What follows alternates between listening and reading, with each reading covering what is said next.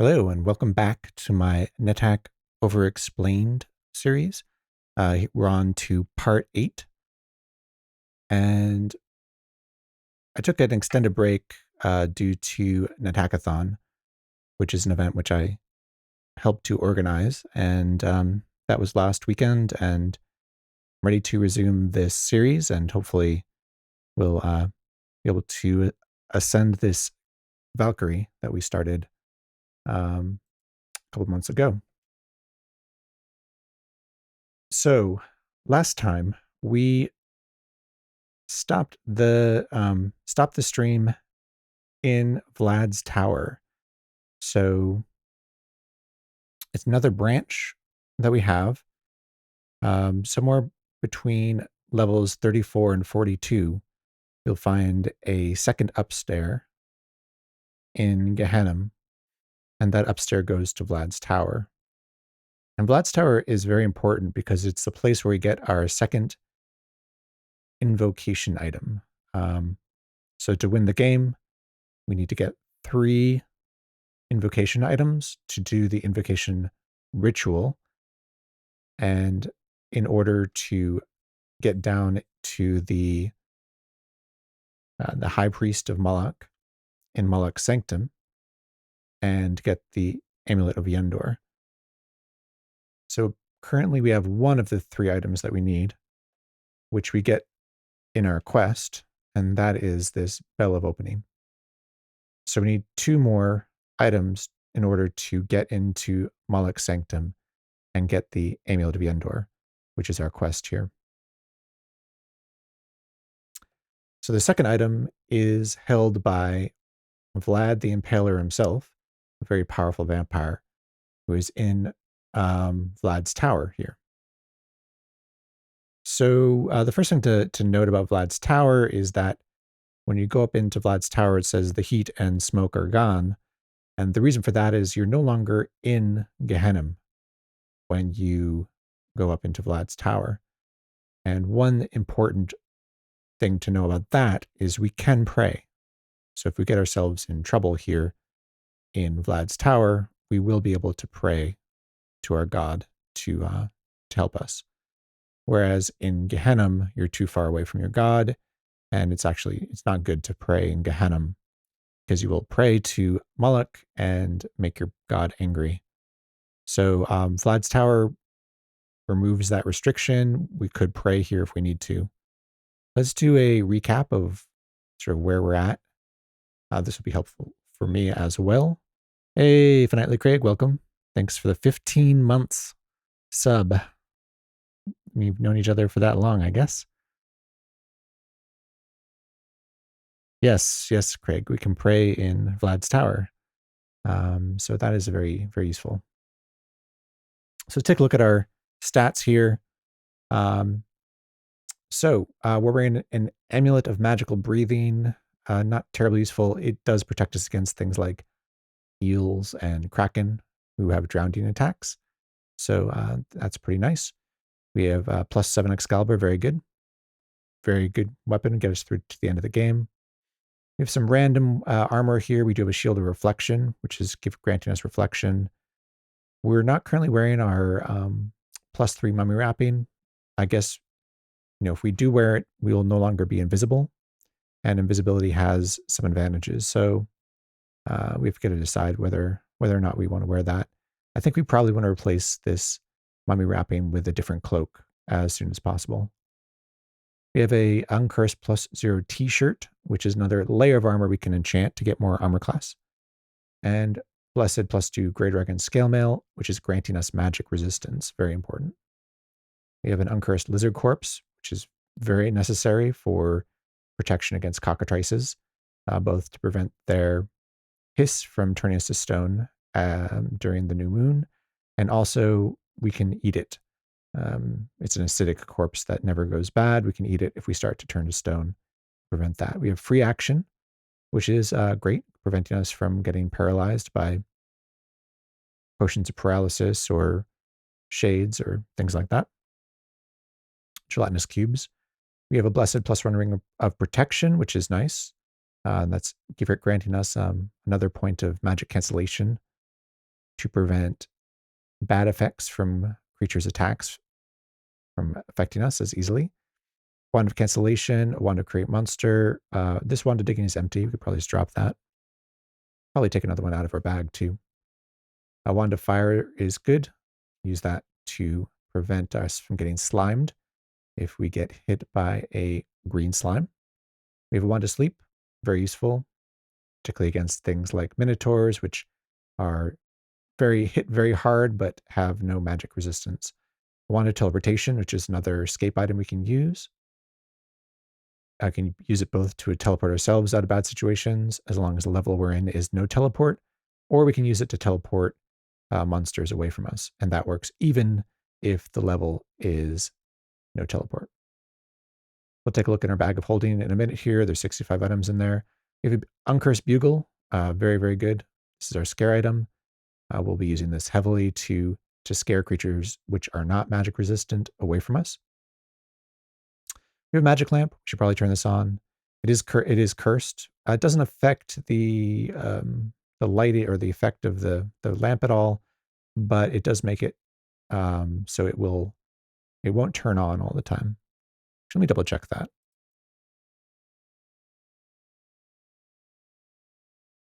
I believe it doesn't affect how far the light goes, but let's make sure I'm not wrong about that. I think it's just some light source in general.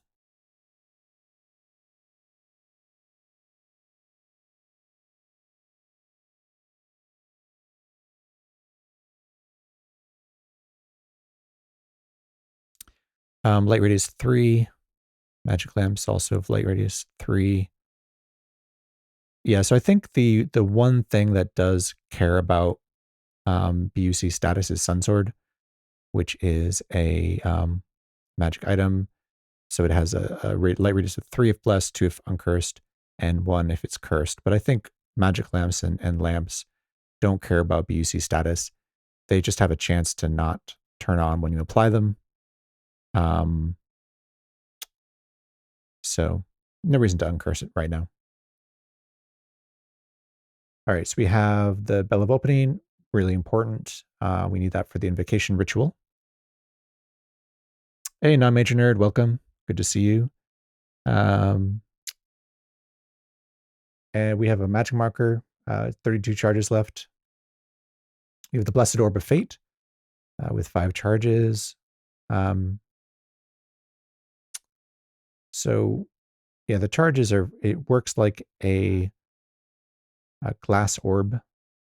So you can use it to find things like stairs, but we're not very smart. So I think that's pretty difficult in 3.6.6. It gets a lot easier in the latest version of NetHack 3.7. But I believe we have to roll less than our intelligence on a d20. Let's take a look here. Applying, yeah, d20 less than or equal to your intelligence. You can search for the symbol in the current level. And take a look at that in a second here. Yeah, our intelligence is only 9, so we have less than a 50-50 chance of successfully using the Orb of Fate to find something. We can use it to find portals, which would be very useful in the end game. But it also makes us stunned for a period of time. Yeah, 1 to 10 turns. So that's a little bit dangerous. We'll have to decide whether or not we want to use the Orb of Fate to try and find the portals in the elemental planes, given that we have less than a 50% chance of that actually working, and it will paralyze us for a period of time during which we're in danger. Pickaxe is very important. We need that to dig ourselves through the mazes in Gehennom. We're not done yet. We have an unlocking tool, which is the key. We have a towel, which is what we use to blind ourselves. We'll use that for telepathy. In fact, I'll put that on in just 1 second here.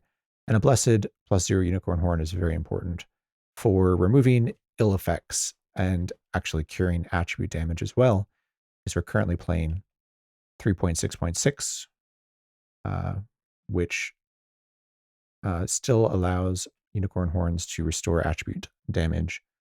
So yeah, let me put that towel on just while I was thinking about it. And you'll see on this level, we have various things here. Let's hit our semicolon key, and we'll see we have a werewolf. Yeah, so werewolf is actually interesting. They're pretty tough. They're the toughest of the lycanthropes.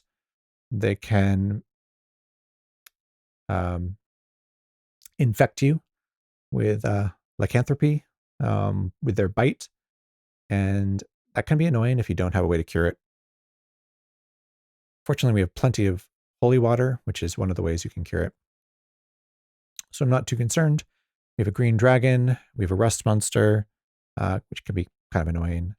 We have a Nazgul. Nazguls can be very dangerous. They have a sleep breath attack, but with reflection, we should not have any trouble with that. Centaur, and there's a silver dragon here. If we needed silver dragon scales for any reason, we might be happy about that. There's a large cat and there's a gray elf. Okay. Let's take a look in our bag. So we have an unidentified cursed square amulet. I don't think we're going to care about what that is. We have our helm of opposite alignment, which, as I mentioned before, is one of the things we're going to want. It's going to be very helpful in the late game. In fact, I think I put it here. Late game goals, helm of opposite alignment, check. And the reason for that is well, we'll go over the reason for why that's useful when we get there. But for now, it's very useful to be able to turn yourself from lawful to chaotic when you want. And so this will allow us to do that. Actually, have kind of a small amount of food here. 10K rations, 3 eggs. This is not amazing. We might need more. We'll have to see how quickly we get through Gehennom. Let's take a look here. We have a decent number of blessed and uncursed and cursed unlabeled scrolls. This is not terrible. 14, 2, and 2. I think that's enough. We have 2 blessed scrolls remove curse and 2 uncursed scrolls remove curse, which are great. The blessed ones will completely uncurse your entire inventory, which will be very important in the late game. 2 uncursed scrolls of charging, very good. We'll want to bless these. 2 uncursed scrolls of earth. We're going to use 1 pretty soon. I'll show you why. We have 1 uncursed scroll of enchant armor. We do want to enchant our armor up. Our AC is a bit low in that it's -13. I really would like to be -20 at this point in the game. I think -13 is probably fine, but if I can get more enchant armor, I'll bless them and enchant up our armor. A scroll, some sort of a cloak will also help that. Uncursed scroll of fire, not very useful. Although if we run out of charges in our wand of fire, we can use the scroll of fire to burn off green slime if we do get slimed. So there's a potential use for the scroll of fire. Gold detection, very useful. We can use that with confusion to find traps, including portals. So we may want 4 of these for the end game to find all 4 portals in the 4 elemental planes. We have 1 uncursed scroll of identify. I think we do have some stuff we need to identify. Probably want to get some more scrolls of identify and bless them and try and get some more stuff identified here. We have some scrolls of teleportation here. Probably not that useful at this point in the game. The places where we would want to teleport are often no teleport levels, so teleportation is restricted. So we may just blank these if we end up needing additional unlabeled scrolls to write things that we actually need. We have a couple unidentified potions here. We have plenty of holy water, 12 blessed potions and 18 uncursed potions. So basically unlimited amounts of holy water here. We have a potion of booze. That's also useful in combination with the scroll of gold detection. We'll go over that when we get to the part of the game when we need to find the portals. A blessed potion of confusion, not very useful, actually. Blessed potion of confusion doesn't really do anything at all. We have an uncursed potion of confusion, which is similar to the potion of booze, and then it makes you confused, so also useful. 1 potion of full healing. We'd like more of these. That's going to be very important, particularly in the late game. So we'll try and find some more potions of full healing. We have an uncursed potion of gain ability. I might end up, because we have so much holy water, I think I may just bless and quaff that. So a blessed potion of gain ability will increase each of your attributes by 1. An uncursed potion of gain ability will increase one of your attributes at random by 1. So yeah, just given that we have a lot of potions here, actually our potions weigh a lot. So I think this is one of the reasons why we're having encumbrance issues, or we were last time, if I recall correctly. So drinking, getting rid of a couple potions here, just gaining some abilities, I think was worthwhile. We have potions of paralysis, which in combination with our ring of free action can be um, a very powerful weapon. So you can wield potions of paralysis and use them in melee against monsters to paralyze them. In fact, we might do that in just a moment here. I'll just show it off, seeing as it's one way to deal with Vlad the Impaler. And 2 uncursed potions of seeing invisible, which are not very useful. I think we already can see invisible. In fact, we can look here at our annotate, which I think is up to date, and we have see invisible checked off. So the only intrinsics we do not have checked off here are disintegration, which you can get by eating a black dragon corpse. It's not terribly useful. Generally, the only way you can get disintegrated is by a black dragon, and if you have reflection, you're safe from that. You can also get disintegrated if you piss off your god, but just I guess don't do that. We don't have shock resistance, so if we do, for instance, get engulfed by a energy vortex, we have to be careful about that. The passive attack of the energy vortex is going to hurt us quite a bit. We don't have intrinsic teleport control. It's very difficult to get. I think high level wizards do get this, and we don't have teleportitis, which we don't really want. But everything else we do have. We do have 6 points of protection. So even with 6 points of protection, our AC is a bit low. So I think we're just a little bit under armored. So we have a couple of rings we have not yet identified. I'm trying to think what other rings we might want to get here.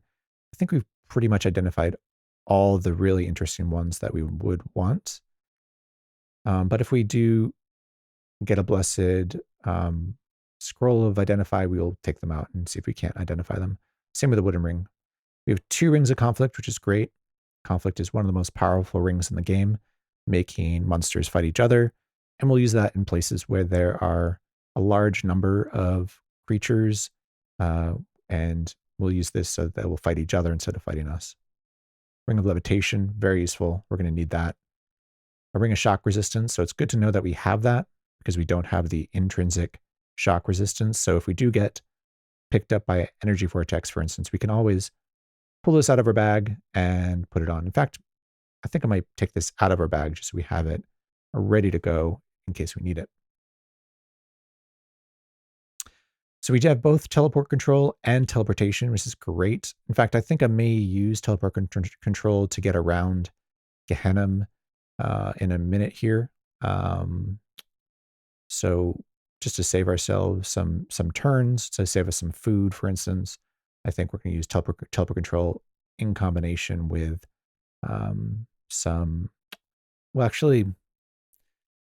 we'll use teleport control in combination with our Orb of Fate, which we can use to teleport around. So we have a level teleport ability from the Orb of Fate. All right, some wands. I'm not going to go through all of these individually. Speed is good to have in case we get our speed taken away. Wand of Cold might be useful as a damage dealing wand. 2 wands of death, very, very important. We're going to want to identify these so we know how many charges they have, and also uncurse this one that's cursed. We have 5 wands of digging, which are identified. Plenty of charges of digging. This is great. We'll use these wands of digging in the end game to get around quickly, and also in the plane of Earth. Plenty of wands of digging. I don't think I need to pick up any more wands of digging at this point. Wand of Enlightenment. I think I'll pull that out as well from the bag. In fact, I think, can I do it right now? Yeah. So, let's see. So I wanted to take out, what did I want to take out? I wanted to take out one Blessed Potion of Water. I wanted to take out the Gain Ability. I wanted to take out Shock Resistance, so that's handy. I wanted to take out Enlightenment, just so we can double check our intrinsics, because it's been a month since I played. We have plenty of Wands of Fire, so that Scroll of Fire is not going to be very useful. So we have some Wands of Lightning. Additionally, they could be used for ranged damage. A Wand of Secret Door Detection actually could be useful in a couple places, so we'll hang on to that. We have a Wand of Sleep that is identified with 5 charges. That's nice. We'll pull that out once our other Wand of Sleep is empty. And we have a backup Wand of Sleep as well. So we shouldn't have any trouble with creatures without magic resistance through the end of the game here. Wands of Striking are useful. I like them to destroy stacks of boulders dropped by giants, for instance. Be a lot easier to destroy them with striking all at once rather than destroying them one at a time with a pickaxe. And we have our Wand of Wishing. We have 2 wishes left. We've already recharged it, so we can't charge it again. So we can get 2 more wishes, plus we can rest the Wand of Wishing for 1 more, which might take about 100 turns to do. And we have an additional magic marker, which we have recharged. It's got 50 charges left, so I think we have a total of around 80 charges in our combined magic markers, which we could use here.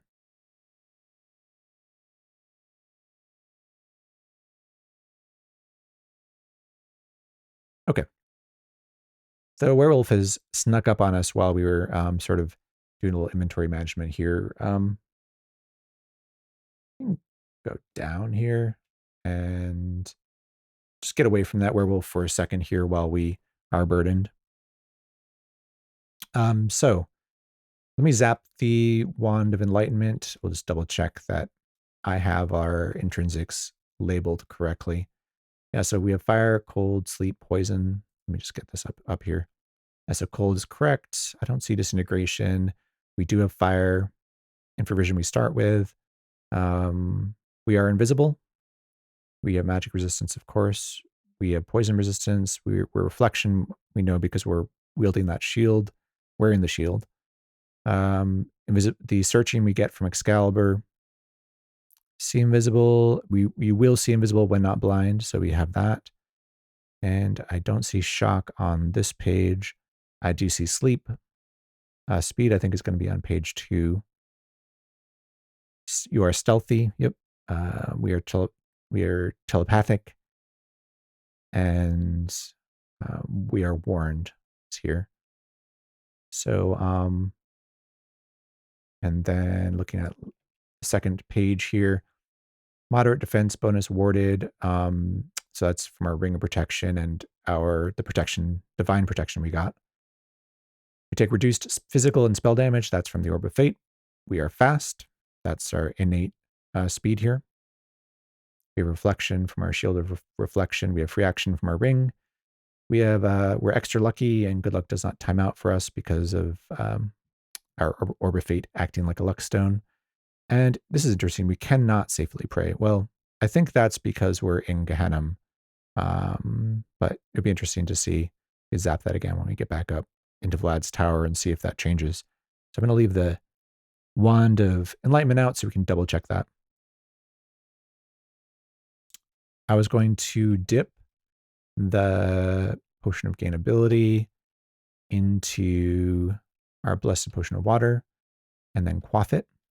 Blessed Potion of Gain Ability, so we should gain a point in each attribute. Bringing our intelligence up here is actually pretty good if we want to use the Orb of Fate to find the portals. The rest of these attributes don't matter too much at this point in the game. We're not going to gain many levels at this point. We're already at XP level 16, so con doesn't matter that much. Dex matters in some cases, like throwing potions and such, but it doesn't matter too much. But basically, the intelligence does matter here. We're unburdened. We can remove the towel. And was there anything else I wanted to do while I was here besides just sort of increasing our armor class? Create monster. We can get rid of. I wanted to drop this wand of digging. We'll deal with that when we get up back up into the tower. Do just a touch more inventory management. Get rid of some things. So let's go kill that werewolf, and we'll explore the first level of the tower. Let me turn my lamp back on. And hey, American Elm, welcome. Good to see you. All right, so werewolf bites, you feel feverish. So yeah, we got, oh my God. Okay, no, this is, let me just hit Control P there so you can see what happened there. You feel feverish, you can't handle your shield of reflection anymore. So because the shield of reflection is silver, we were not able to, we can't use it because we're a werewolf who don't like silver. Let's see. So we're still, it's still in our inventory. It's just not being worn. So that means we don't have reflection, which is very dangerous, particularly with, I don't think there's a black dragon around here, but there are dragons around. So I'm also really concerned about just turning into a wolf and breaking through our armor here. So I'm going to, I do want to kill this werewolf, but at the same time, I don't want to turn into a wolf. Let's go back down and let's take out a couple potions of holy water here. And let's quaff one of them. All right, you feel full of awe, you feel purified. So that you feel purified means we got rid of that, the lycanthropy. So now we can go back up and see if we can't kill that werewolf before they can infect us again. Unfortunately, our magic cancellation is probably not that great. Well, let's take a look because I thought dragon skill armor gave us 2, but maybe it's only 1. And the ring of protection should give us another point as well.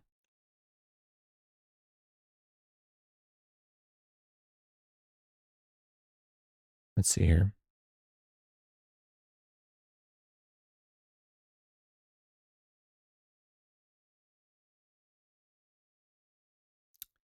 Where's dragon scale? Is it just a form of scale mail?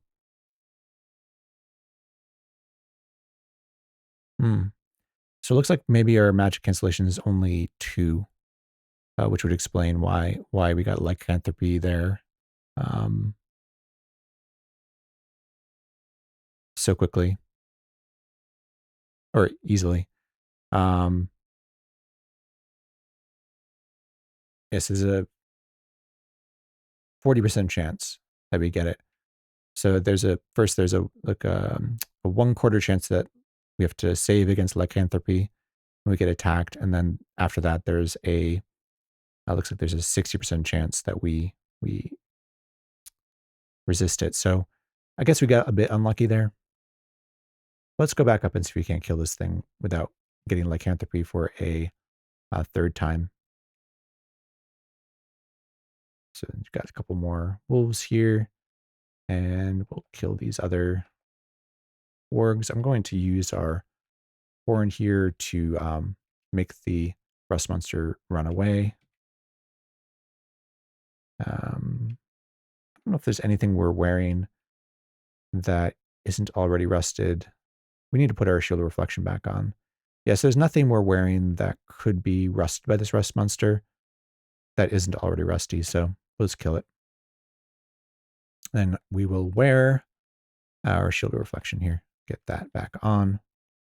And let's continue exploring this level. So there are several secret doors on each level. And kill this green dragon here.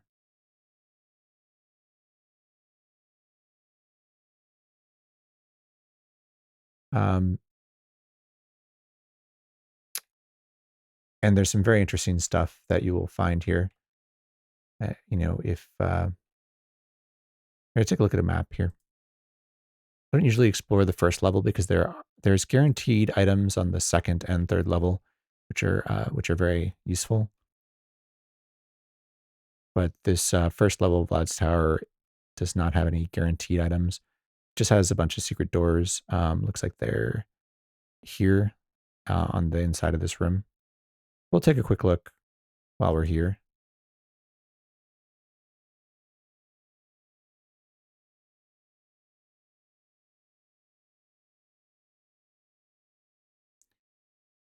We'll use our key here to open up the door. So here comes that gray elf.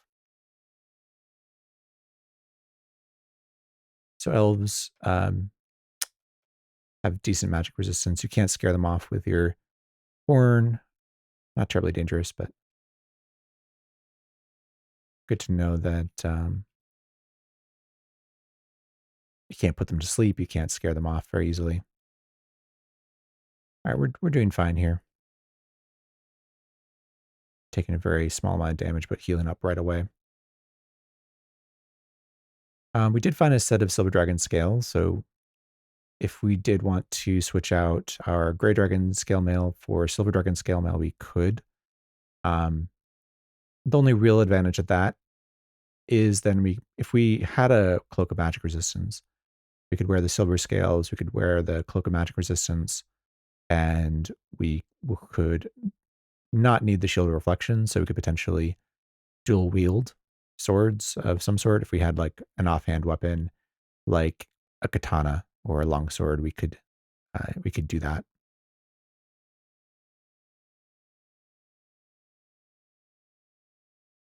And here's that Nazgul. Destroy the Nazgul. And so the Granite Ring, I don't know if I mentioned this before. I don't know if this is the first Nazgul we killed or not. I believe I talked about them. But Nazgul, as you would expect, it, according to Lord of the Rings or uh, Tolkien lore, each carry a cursed ring of invisibility. So now we know granite rings are rings of invisibility. So you can Shift C, call it O, a type of the object in the inventory, and then N for the granite ring. We'll call it invisibility. We also know it's cursed, so we might as well name that as well. So to name an individual item, Shift C, I for a particular item in our inventory, and again, N, we'll call it cursed. So now we have a ring called invisibility named cursed. And that may or may not be useful, but we might as well get that information. So we find these hidden doors because we're wielding Excalibur, so we can just go ahead and search these. So there's a faded pall here, actually, which is of interest to us because it is a cloak that doesn't remove our invisibility. So I think I will actually put that on. It might be cursed. I have no idea. It's not cursed. It's just a +0 faded pall. They'll give us an additional point of armor, and actually, does it give us more cancellation here? Let's take a look.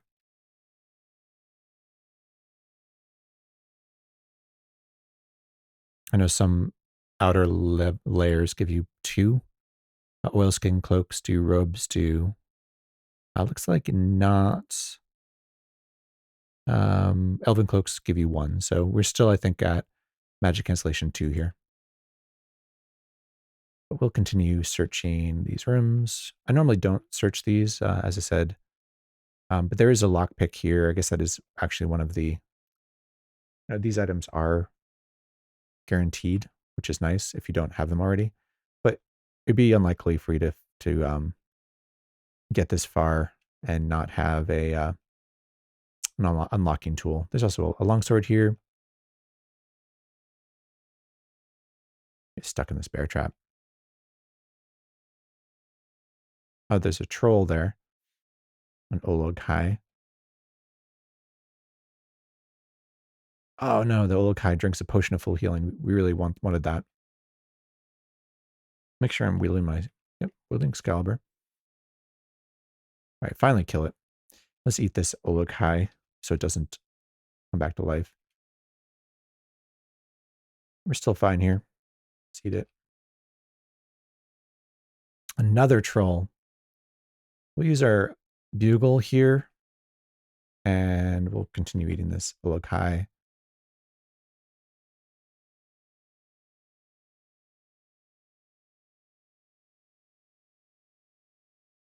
All right, I think we finished eating it. No, we stopped eating it. We'll eat this, or kill the rock troll, and then we'll finish eating the Olokai if we can.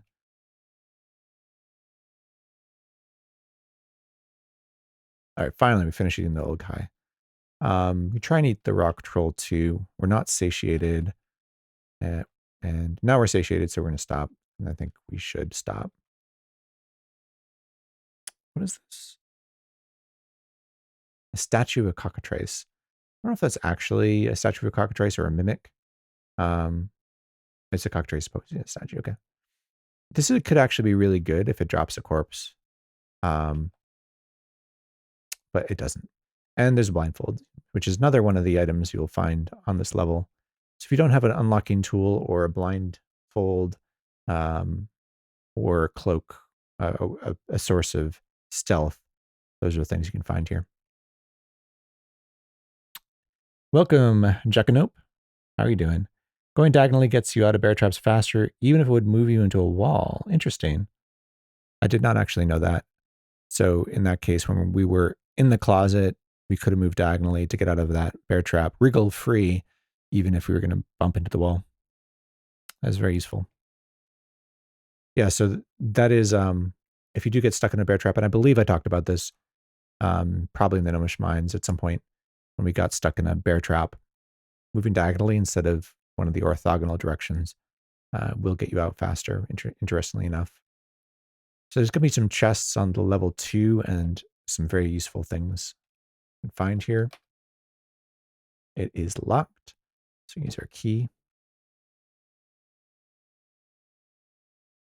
Loots out. So here's an amulet. So there's 2 amulets. One is really good and one's not so useful. When you get unburdened. So I'm going to try and put some stuff away. We'll put away the gold pieces. The mummy wrapping we'll put away. The scroll of great monster. I guess it's blessed potion of water. Ring of invisibility. And actually, let's loot again. And let's put some things in here. Because I wanted to get rid of this wand of great monster and the empty wand of digging. All right, we're not burdened anymore, so we can keep exploring this level. All right, so here we have Earnese, however you say that. Scroll of Great Monster. Winter Wolf. And there's a dagger. Hey, Big Malone. Are you making a series on easy ascension? I don't know about easy, but yeah, we're over explaining how to ascend in NetHack. So we are using the easiest role, which is a Dwarvish Valkyrie. Still not particularly easy to do. There's a lot of steps that you have to get right, and because it has permadeath, it can be pretty difficult to do. But yeah, we're on to part 8 of the series. The rest of it's on YouTube. Welcome. Good to see you. Hellhound Pup. All right, Crystal Plate Mail. This is another one of the guaranteed items that you'll find here. I can't really think of a situation when you get this far in the game and you actually would want Crystal Plate Mail, which is very heavy. It has some advantages in that it doesn't prevent you from casting spells. Hey, Cloud Million, subscribing at tier 1. Thank you so much for the tier 1 sub, Cloud Million, and welcome. And I do have to mention that Cloud Million is a fairly frequent NetHack streamer. I was gonna give them a shout out. Go and give them a go give Clymillion a follow.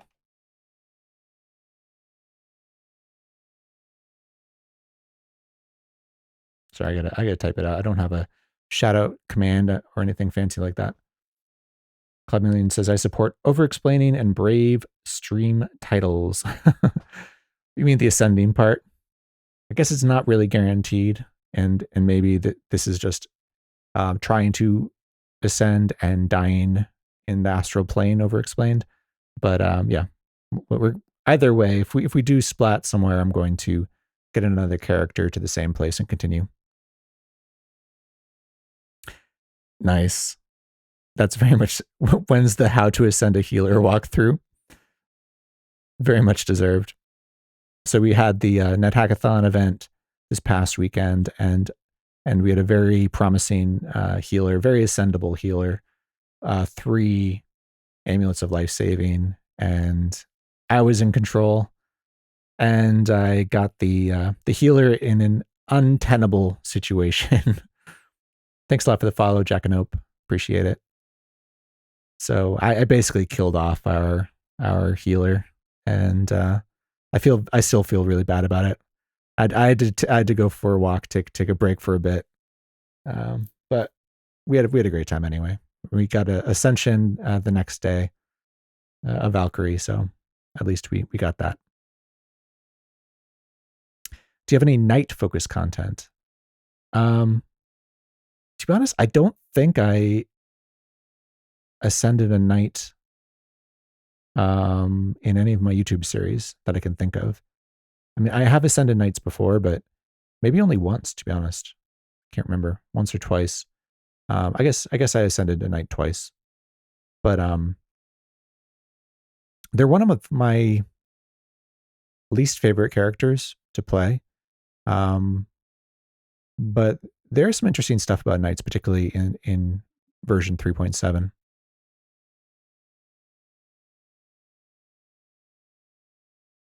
Let's continue here. There's a spell book. We don't care about that. There might be guaranteed spell books here as well, but we're not a spellcaster. I like this quivering blob corpse. I think it may grant us shock resistance, but it doesn't. Okay, so here's a pair of snow boots. This is very interesting. So there's a guaranteed pair of boots on the 2nd level of Vlad's tower, which is a pair of water walking boots. So we are going to call this, so Shift C, F to name the type of an object on the floor, period. We're going to call this water walking.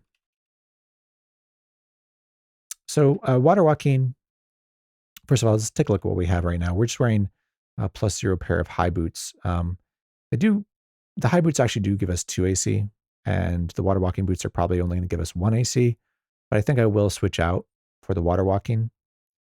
Water walking is going to make it a lot easier to get in and out of different towers and across different moats that we need to without having to worry about our ring of levitation. So it's going to be a little bit faster to do that. Also, we can use water walking, and I don't remember if we talked about this, but you can use water walking boots to walk on top of a water source and then dilute your potions or blank your scrolls using the water source as an unlimited source of water. Mercanelm asks that why are knights one of my least favorite characters? So pets are really difficult. Knights are, they're sort of meant, you're meant as a knight to use your mount and your lance, and which can be a pretty powerful combination, to be honest. If you can get your riding skill up and your lance skill up, then jousting with your lance can be very powerful. It can knock back creatures and actually stun lock them. So you can use that to kill very powerful. Even the demon lords can be killed with jousting, but your lance can also break when you joust. It's very heavy. So like one of the biggest reasons why I don't like knights is early on, you start with heavy ring mail, like full armor, a really heavy lance, and your strength is not that great. So your strength and your constitution are generally fairly low. So don't have Valkyrie levels of constitution and strength. So your encumbrance is immediately an issue. Um, floor 1 or floor 2, you end up being burdened and having to stash things. So that's reason 1. It's probably, so basically the encumbrance thing, your attributes not being great, and having to babysit a pet are the reasons why. Also, food is usually an issue. So you start with, I think, a stack of carrots and apples, which you can eat, but I mean, it's really supposed to be your pony's food, because the pony's not going to be able to feed itself. It can't eat corpses. So, and it's also not, the amount of nutrition you get from apples and oranges, carrots is not that great. So you generally have issues with nutrition as well. The easy Excalibur is always my backup plan. Yep. So that's one of the reasons why the Valkyrie in 3.6.6 is the preferred class for speedrunning. If you're a dwarf Valkyrie, if you're a lawful Valkyrie, you start with a longsword in 3.6.6, and you can get that guaranteed Excalibur as well. So certainly a knight also is lawful, also starts with a longsword, can get that easy Excalibur. So that is a big plus. Spintus Coyote says, my horse called horse meat always dies early. And the chance to hurt yourself trying to mount your horse, yes. There's a very, I think, a very famous NetHack player who plays on, I don't know if it's Hard Fought. I think it's hardfought.org, this online server named Post163. The player's handle is Post163. And for some reason, their strategy to play includes playing a lot of knights and trying to mount their pony and dying like turn 1 or turn 2 over and over and over again.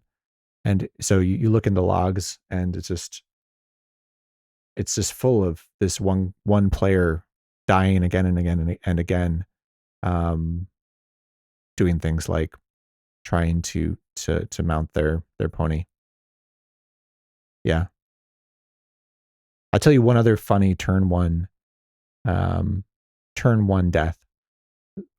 Mounting your pony and falling off and dying is definitely a great way to kill yourself turn 1, but you can actually kill yourself turn 0, or before you've actually had a chance to do any input. And so what happens is, if you have auto pickup on, and you have auto pickup set up so that you pick up anything automatically, like weapons, then it's possible that an artifact weapon, say Grey Swan Deer, will spawn on the starting upstairs where you spawn. And before you even hit a single button, you will auto pick up Grey Swan Deer. And if you're chaotic or neutral, if you don't have the same alignment as Grey Swan Deer, it blasts you. And it does some large amount of damage, and you can actually die without hitting a single button in NetHack just by loading up a game, which I think is pretty neat. I mean, obviously the chances are very, very, very low, but what other game has permadeath where you can die before you even have a chance to make a single action? F for all the knights who had their mounts seduced out from under them on Medusa.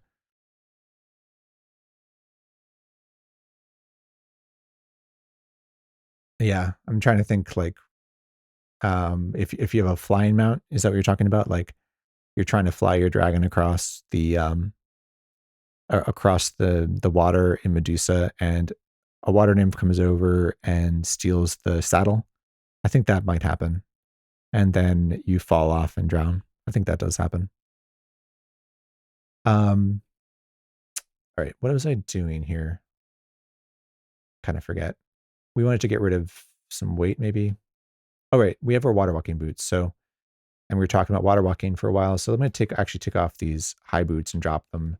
we're going to wear the water walking boots instead, which are +1. So that's great. That actually means we don't lose any AC here. And the water walking is going to be great. Be a big help in the short term. All right, let's finish exploring this level. Looks like there's some more things around here. There's an owlbear, an ogre lord. Oh, okay, so that was actually a shape changer of some sort. It turned into an Etten. Got another ring. The ogre lord picked up that and wore that crystal plate mail. All right, here's the other chest, so let's go and loot that. Fire key. And we get a second amulet. So we want to identify these as soon as possible. Because there's a very powerful amulet here, which we is a vampire we need to kill. All right. So we're going to apply our bag. We're going to take out everything we want to identify here. So the amulets, what else do we might need that. Scroll of identify for sure. We're going to want a potion of holy water. We'll take out these potions that we don't know what they are. The rings.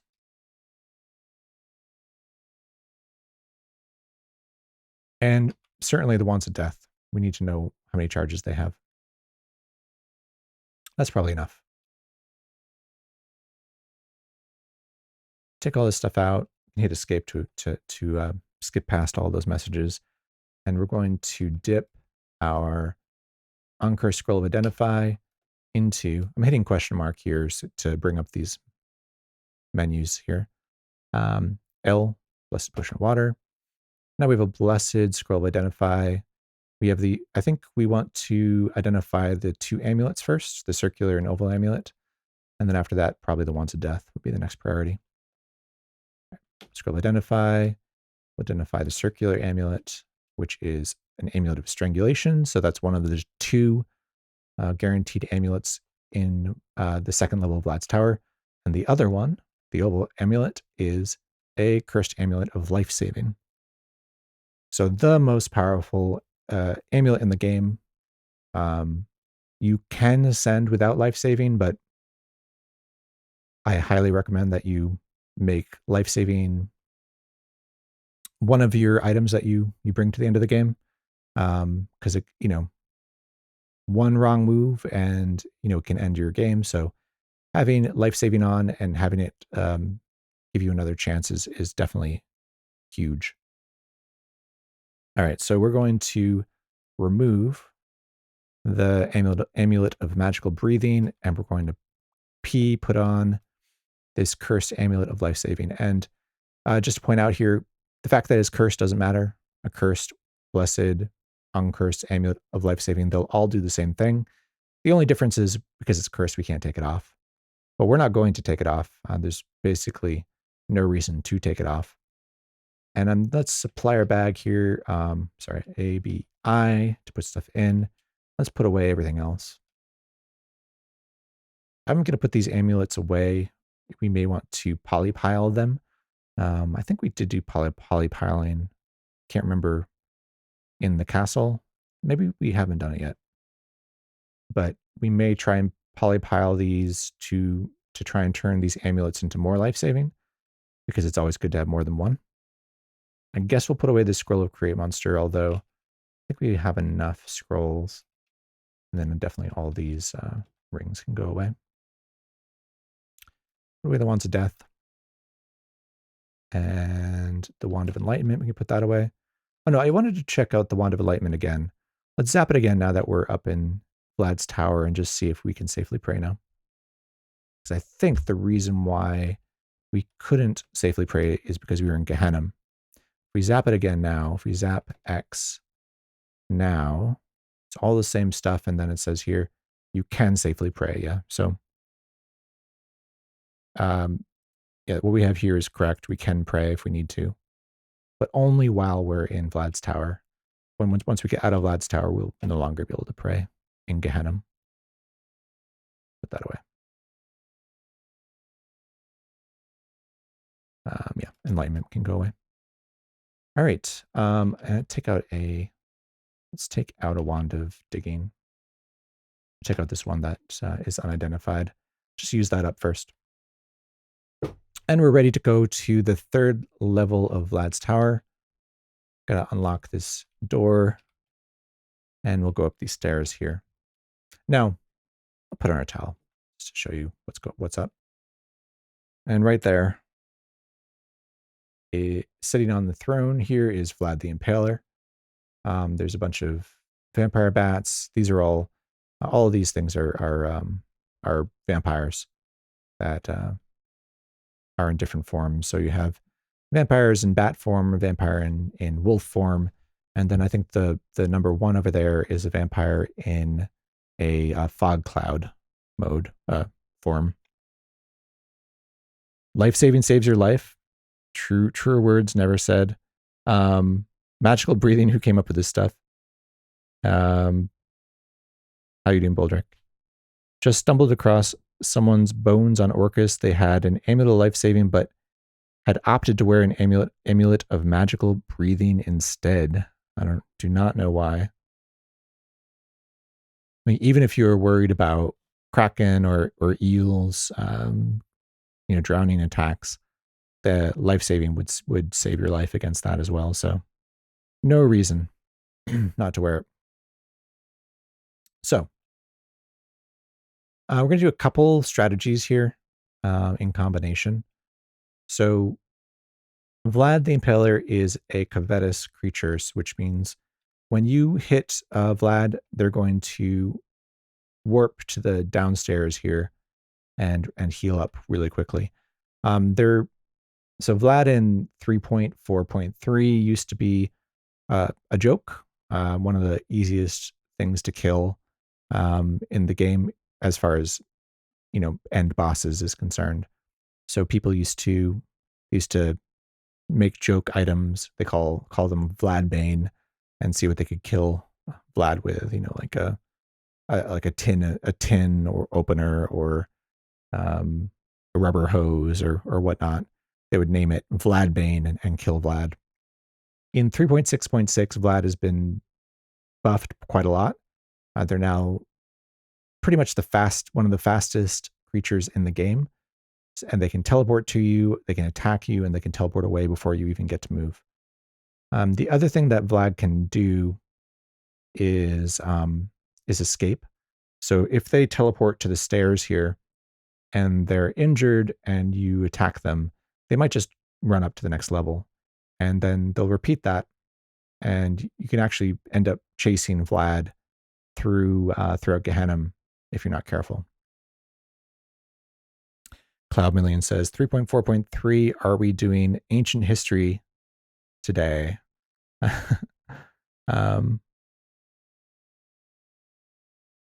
Over-explaining does include history lessons. That's true. So there's a strategy here, which I actually learned from Luxy Dream. Got to give a shout out to Luxy Dream here. We're going to use a scroll of earth. So we'll take out one of our scrolls of earth. You get two or three guaranteed scrolls of earth in Sokoban, so you can save one of them for here. And we're going to read the scroll of earth. We'll make sure this is a uncursed scroll of earth or a cursed scroll of earth, and it's going to drop a boulder right on us. Then we can apply our pickaxe and dig in this direction. And we've actually blocked off these stairs here. So we have a boulder here on top of the stairs, and Vlad can no longer escape and can no longer get to the stairs to heal either.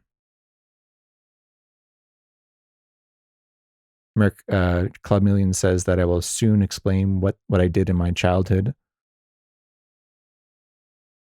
The ancient Romans played NetHack. The earliest versions of NetHack were engraved on stone tablets in ancient Rome. All right, so we've blocked off the stairs so that Vlad can no longer escape. And now we can go attack him. The other strategy I'm going to use here, we don't need to use this, but just to show it off, we're going to take out one of our, one of our potions of paralysis. And we'll actually, we'll use that in a second here. Just get up to Vlad first. So we'll start to get up here, and I'm going to move here, and I'm going to wield, actually, let's figure out what the potion is. It's F. So we're going to wield capital F. And now we have an uncursed potion of paralysis as our weapon in hand. You can also throw potions of paralysis, but the chance of hitting is not great when they're thrown. But if you wield them in melee, then it's fairly easy to hit with them. Welcome, Thunder. Thunder says, must have been slow waiting for someone to carve the whole map each turn. Yes. I love Scrolls of Earth. I made 109 of them today. 109 of Scrolls of Earth in NetHack. I'm either missing something or there's a reason to have 109 Scrolls of Earth. But we're going to take this potion of paralysis. Only use this strategy if you have a ring of reaction. I should point that out. So you don't want to wield the potion of paralysis if you don't have reaction, because it will paralyze yourself. But we can, because we do have a ring of reaction, we're going to go up to Vlad here. We're going to bash the monster with the potion of paralysis. It crashes on Vlad the Impaler's head and breaks into shards, and the potion of paralysis evaporates. And now we can wield Excalibur, and we can start to bash Vlad while they're paralyzed. Fortunately, only paralyzed for a single turn there. And now they're going to start to attack us. So one fortunate thing is that we do have Excalibur. So we have drain resistance. One of the very annoying and dangerous things about Vlad is because they are a vampire and they're very fast, they can drain your levels. So we need to chase Vlad down here. They're going to go, sort of in this area. We can see where Vlad's teleporting to. So we're going to chase them down. They're going to try and get as close as they can to the downstairs there. But should not be too dangerous here. Actually search. And we destroy Vlad the Impaler. Vlad the Impaler's body crumbles into dust. And you'll see that Vlad drops a candelabrum. And this is the candelabrum that we need for the invocation ritual. So we'll pick that up. And it says candelabrum, no candles attached. So we're going to need to find some candles here. Fortunately, as of version 3.6, there are guaranteed candles on the 3rd level of Vlad's tower. So we're going to go look for those. I'm just going to kill these vampires. And we'll loot these chests.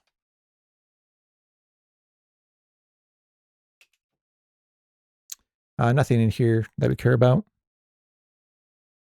Jackanope says they made 109 Scrolls of Earth to fill all the water on the Medusa level. That's definitely one way to deal with the danger of drowning.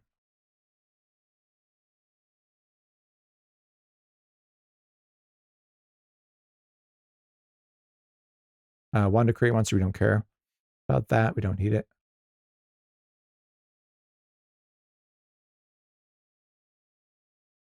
Empty chest, so we're going to go to the other side here.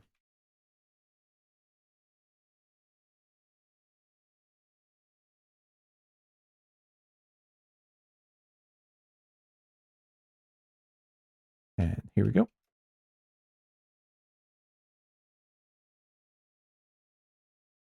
Six wax candles. So we found 6. There should be more. So we need a total of 7.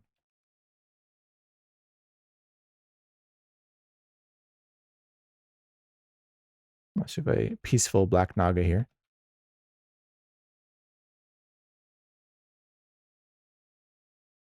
All right, there's 6 tallow candles. So we have a total of 12 candles here.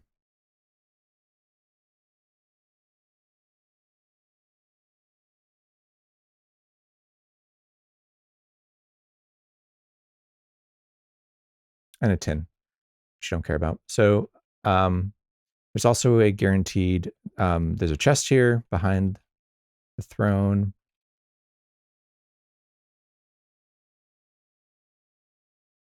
Oh, a scroll of enchant armor. That's nice. So we'll take both scrolls. Put this stuff away. And there's a throne here. Because we could potentially get an identify effect from the throne, I think we will take out our unidentified stuff just in case we get lucky here. So again, we'll take out these rings and we'll take out the wands of death.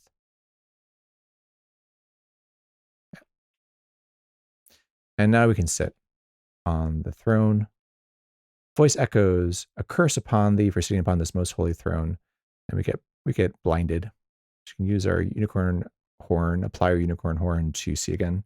Sit again, somewhere out of place, and then the throne vanishes in a puff of logic. So no good effects there.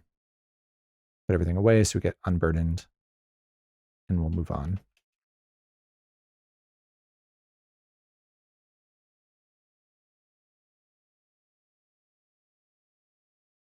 And let's put these candles away as well.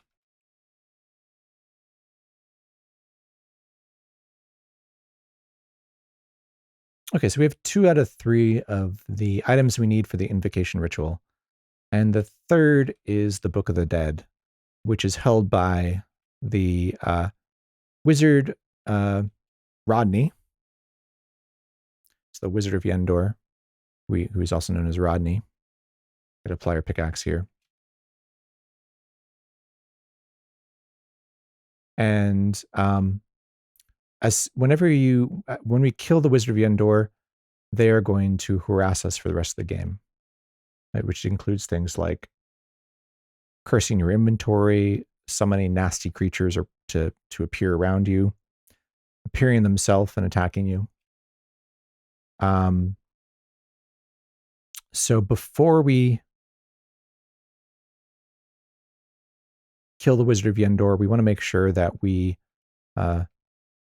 know where the location that we need to do the invocation ritual is. So we want to make sure that everything else is completed, because once we kill the Wizard of Yendor, from that point on, we're going to be sort of a mad dash towards the surface. We're back in Gehennom. You can no longer pray again.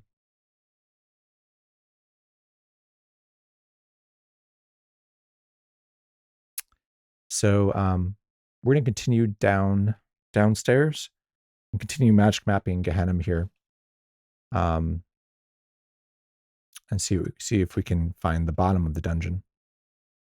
All right, so it looks like we already mapped this level. There's some.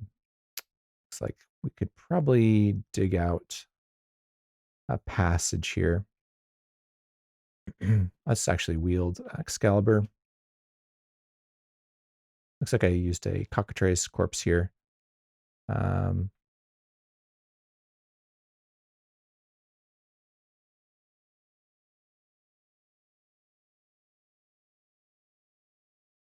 right, let's use our pickaxe in this direction and just make that, make a passage between these two. I think I will need to also dig. No, okay, we can go around that pit, that hole there. So let's go down here. Again, using the travel command when you can. So underscore down period. This is the wizard tower. We think we already found the portal to get into the wizard tower. And the wizard tower is where the Wizard of Yendor is. So we know how to get there. Got to apply our pickaxe down in this direction. And we'll make sure we wield Excalibur again. We'll continue down.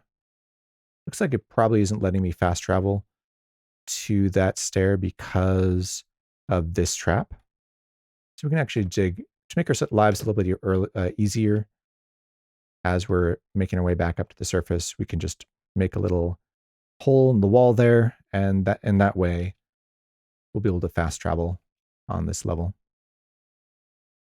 All right, looks like I might have to do a similar thing here to get around this trap. Dig there, and we'll kill this Zan. We actually have a Umber Hulk. So I apply my unicorn horn to get unconfused, and let's kill this Zan. And then we'll kill the Umber Hulk. We could also use our bugle to scare these things off. I'm not feeling in a particular rush right this minute, but certainly later on when we are in a rush, using the bugle can be preferred over just killing everything. We want this scroll of gold detection, so I'm going to put it into our bag. So we have an incubus who is going to try a seduction attack on us, which could be dangerous if it successfully removes our armor. I think we can probably kill it. Yeah, we are able to. All right, so let's fast travel to the downstairs. Looks like something, probably the Umber Hulk, dug out a bunch of those walls. That's fine. What is this? Let's take a look at what this is. Just curious if that is a cloak or something. Nope, just studded leather. Don't care about that. Down we go. All right, so we found a level that we have not yet explored. I'm going to do overview here.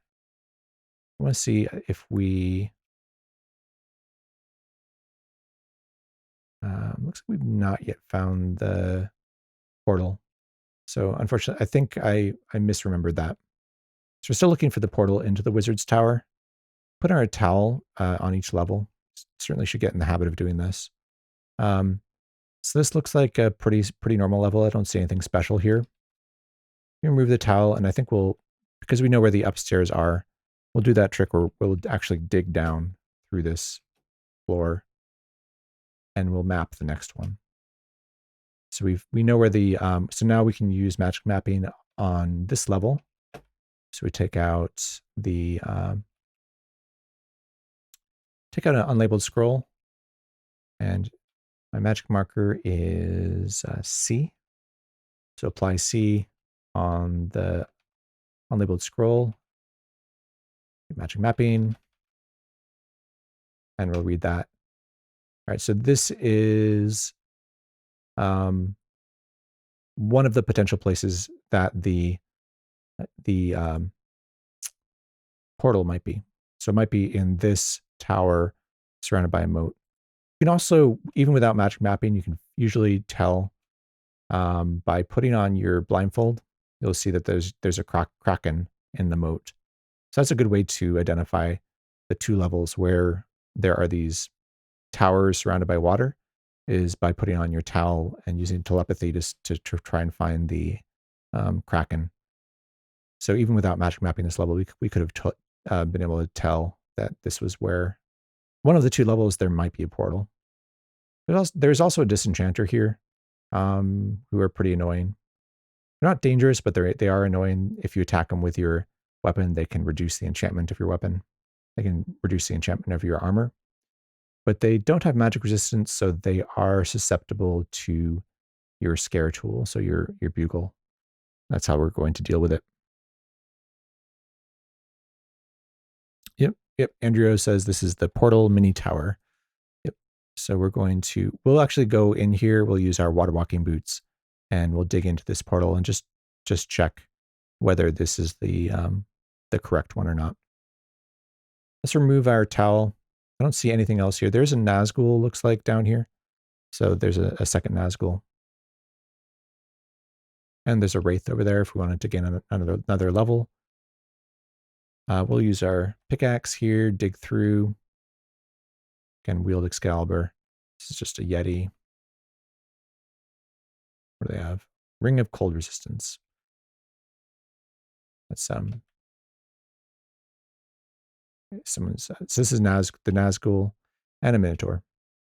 We could just scare the Minotaur off with our bugle, but I'm going to zap it with our Wand of Sleep. We have a second Wand of Sleep, I think.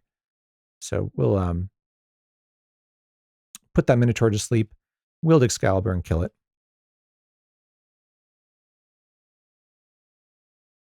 All right, Minotaur is dead, and then we'll kill this Wraith. Looks like it did drop a corpse, so we'll try and eat it. And it worked. We got XP level 17, so some additional HP there. Kill the Quantum Mechanic. So there's a Kraken right here in the corner of the moat. Do want to be careful here. We do not want to get drowned by a Kraken. So we'll use our bugle to try and scare this Kraken away. Kill the Zorn. Zorn zaps a Wand of Digging, makes a hole in the floor, and so we can't scare this Kraken away. Kill this. There, it's running away, I think. So we'll kill the Nazgul. Another Ring of Invisibility. And we'll go over to the other side. They're very slow, so with our warning here, we can keep track of where that Kraken is and just make sure we're not anywhere close to it.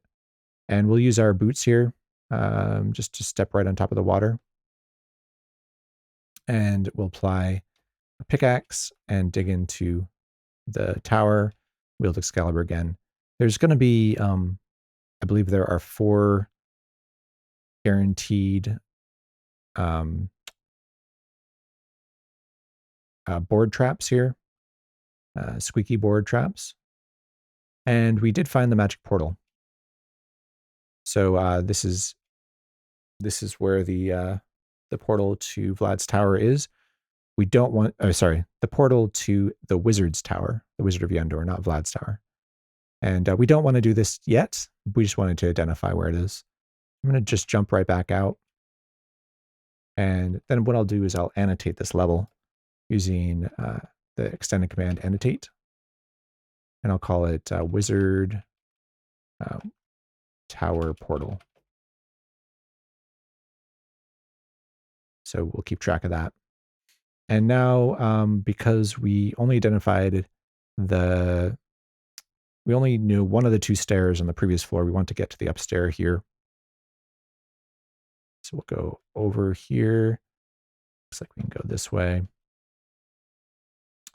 Dig out this wall.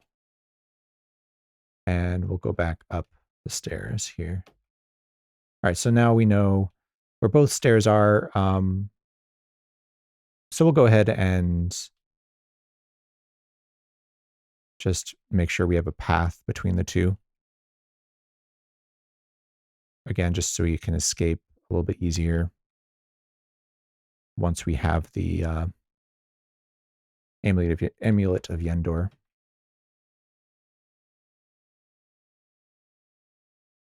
And I probably should be using telepathy here just to see what we're dealing with. I don't see anything particularly of any particular interest here. There is a Minotaur probably pretty close to us, but we can deal with that either with our Wand of Sleep or with the bugle. All right, looks like we found our way back to the stairs here. So now we've created a path between the 2 that we should be able to navigate just using our fast travel command. Yep, and that worked pretty well. All right, so we're going to make a path again to the next downstairs. Looks like we need to dig a few. Oops, I did not mean to do that. I meant to dig out the wall, not dig out the floor there. So we'll dig down this way instead.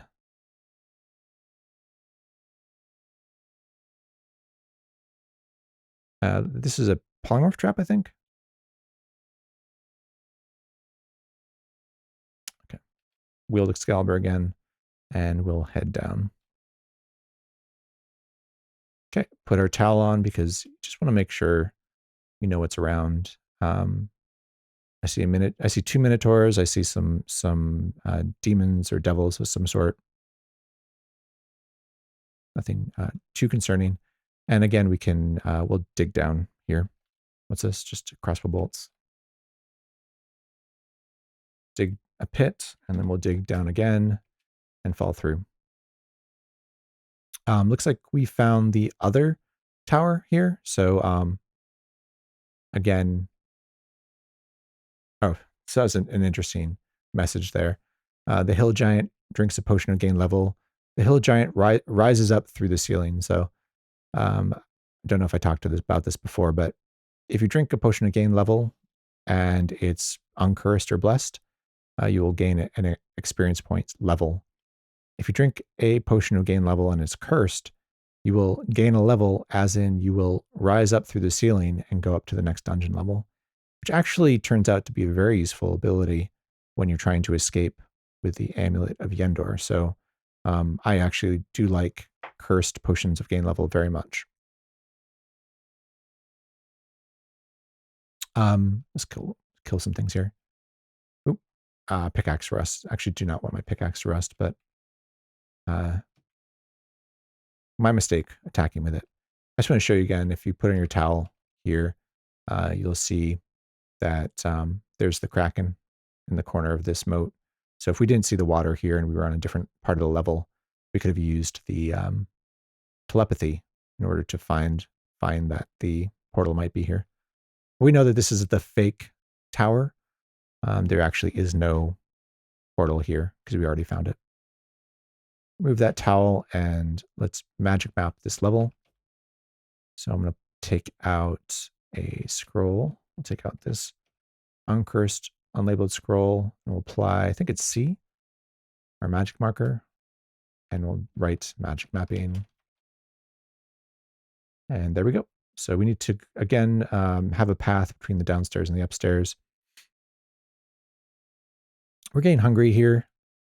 Maybe we can eat this red naga. Yeah, let's eat this red naga. So there can be a lot of large and bigger creatures in Gehennom. So if you're a little bit low on food, you're probably fine. You just need to kill and eat some minotaurs or nagas or other things, zorns.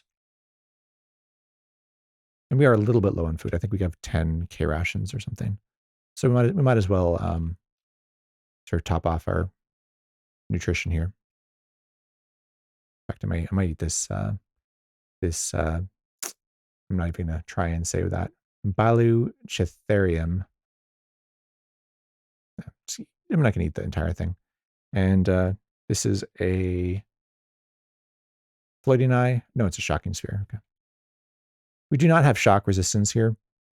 And shocking spheres are very dangerous in 3.7 in particular because they do inventory damage. In this case, we're just going to take some damage. We took 8 points of damage. If you are playing 3.7, so if you play this game on hard fought, just be aware of some of the differences. One of which is that shocking spheres, when they explode, if you don't have extrinsic shock resistance, such as from a ring of shock resistance, then they will actually destroy your rings and wands. They'll destroy your worn rings if you're not wearing leather gloves, and they'll destroy any rings or wands in your inventory, which is very, very, very, very annoying. So that makes shocking spheres a very popular early genocide target. But we're playing 3.6, so we don't have to worry about that. I'm just going to go ahead and find sort of the shortest path between the two stairs here. And, so here is a flesh golem. And flesh golems do grant shock resistance. I don't remember exactly with what percentage, but probably worthwhile to kill that. So maybe we'll actually we'll zap this minotaur with Wand of Sleep. Kill the minotaur. And then we'll see if we can't kill this flesh golem and eat it. No luck. Did not get shock resistance.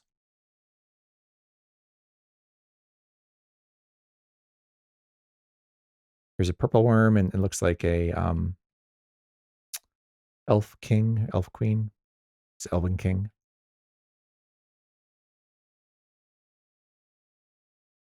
Elven kings and elven queens are a good source of pickaxes. If you get to this point in the game and you don't have a pickaxe, then you should be looking out for an elven king. All right, so I think we're pretty much ready here. So we can fast travel to the downstairs. We'll use our bugle here just to make that minotaur flee. We're trying to. And then we can fast travel to the downstairs. Okay. All right, so I think we already have a path from here to here. Got the quantum mechanic is throwing acid at us. Hill giant. Glass golems are interesting in that you can use them to identify glass if you haven't already identified it. So we could potentially use the glass golem to tell what pieces of what gems are worthless. Down we go. So again, let's try digging down here. And here we get the message we were looking for, which is the floor here is too hard to dig in. So here we are on dungeon level 48. And this is the end of the dungeon. So at some point here, I need to add in a few things here. So I need to add in the wizard's tower. And let me look up what floors it's on.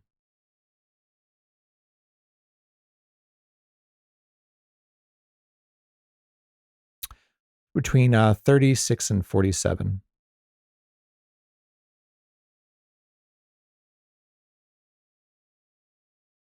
All right, so here we go. We have here somewhere.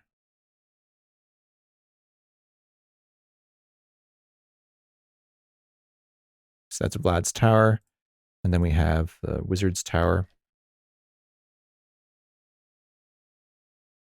which is between 36 and 47.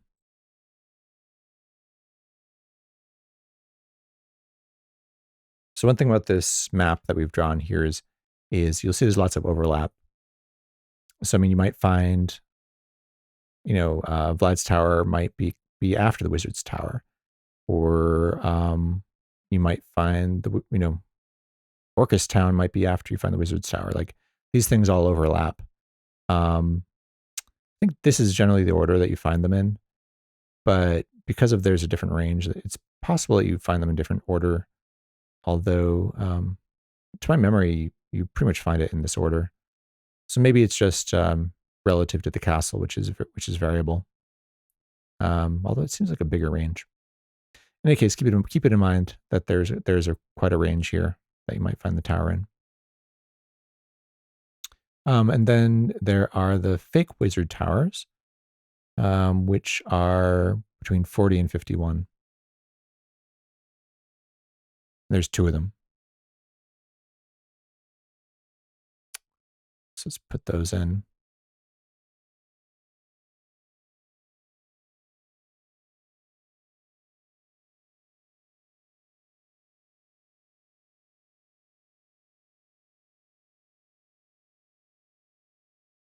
Here, fake.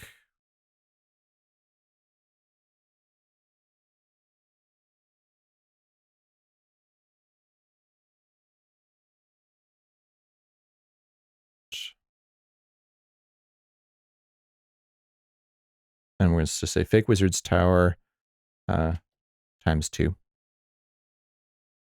And those are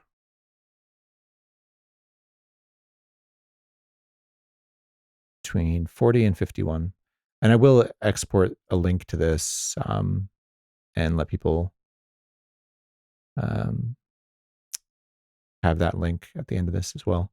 So 40 to 51. I think there probably are other resources, but it's a good tool for me to talk through this. All right, and then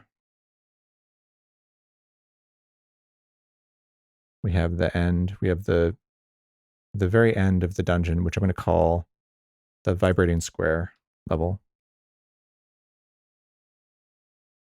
Call it end / vibrating square.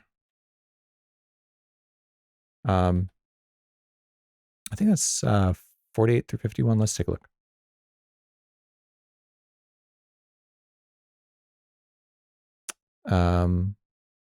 Oh, 44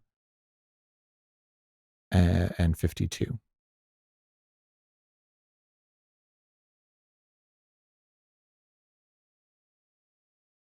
And that's where we are. So we're dungeon level 48 here. And so that's the penultimate level. There's one more, which you can't get to normally without the invocation ritual. So we'll talk about that later. All right, so when you see the floor here is too hard to dig in, you know that you are here on the vibrating square level. I mean, that's assuming you've already seen the wizard's tower, which also has an undiggable floor. So we're going to get out of this pit. And we need to locate the vibrating square. And so we have intelligence of 10. This is not a particularly dangerous level. So let's give the Orb of Fate a try.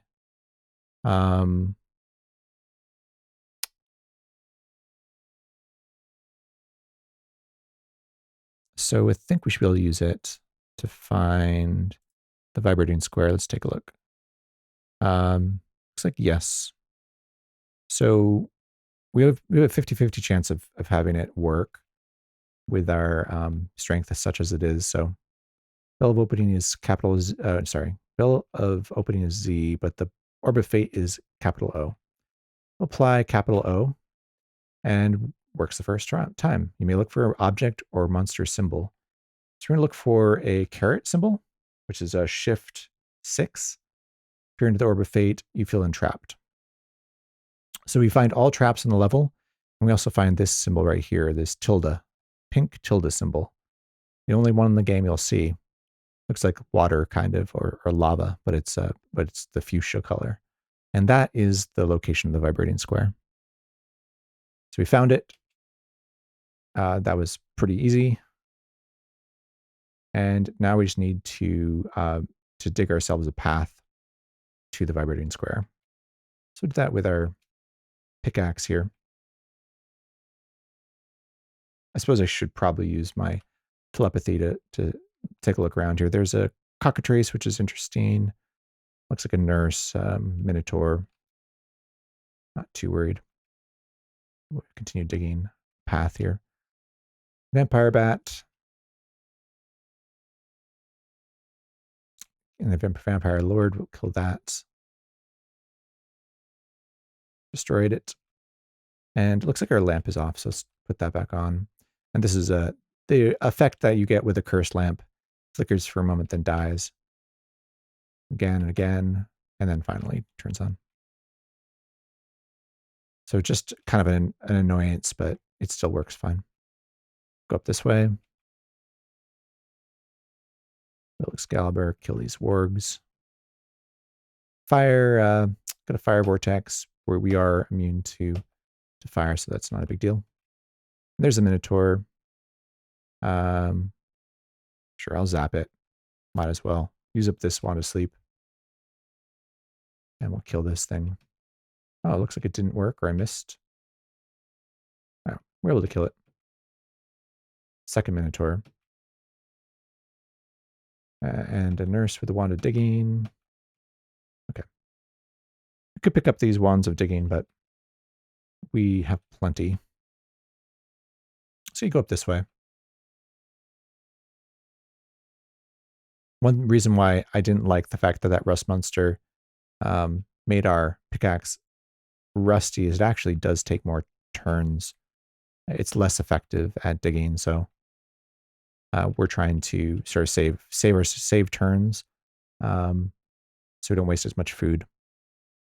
So we step on here. If you needed to look for this without using the Orb of Fate or a Scroll of Gold detection, you just have to walk around on every single tile until you feel a strange vibration under your feet. Yeah, it's pretty annoying to have to do that. So you're going to want one of the other methods. So we can just fast travel back and head back up. So now we're ready to go to the portal to the wizard tower. We use our overview command here. We annotated it. So it is here, which is level 45. This gelatinous cube could give us shock resistance, and we do have free action, so let's go ahead and kill it and eat it. We don't want that wand of light. We will eat the gelatinous cube corpse, which we did not get.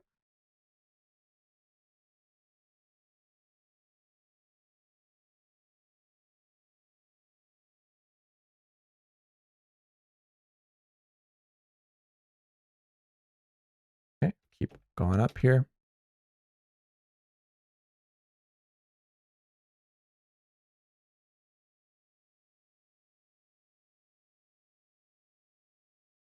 All right, and here's the wizard tower portal. So we are ready to go fight the wizard here. I might do a little bit of preparation before we do that. We're going to use our bugle, a step away from the Kraken here. Actual step away and do it again. Trying to scare this Kraken away. And then we're going to walk through.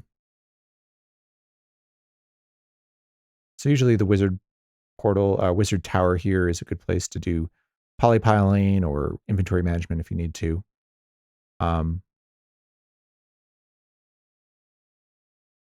It's a little bit more of a open area.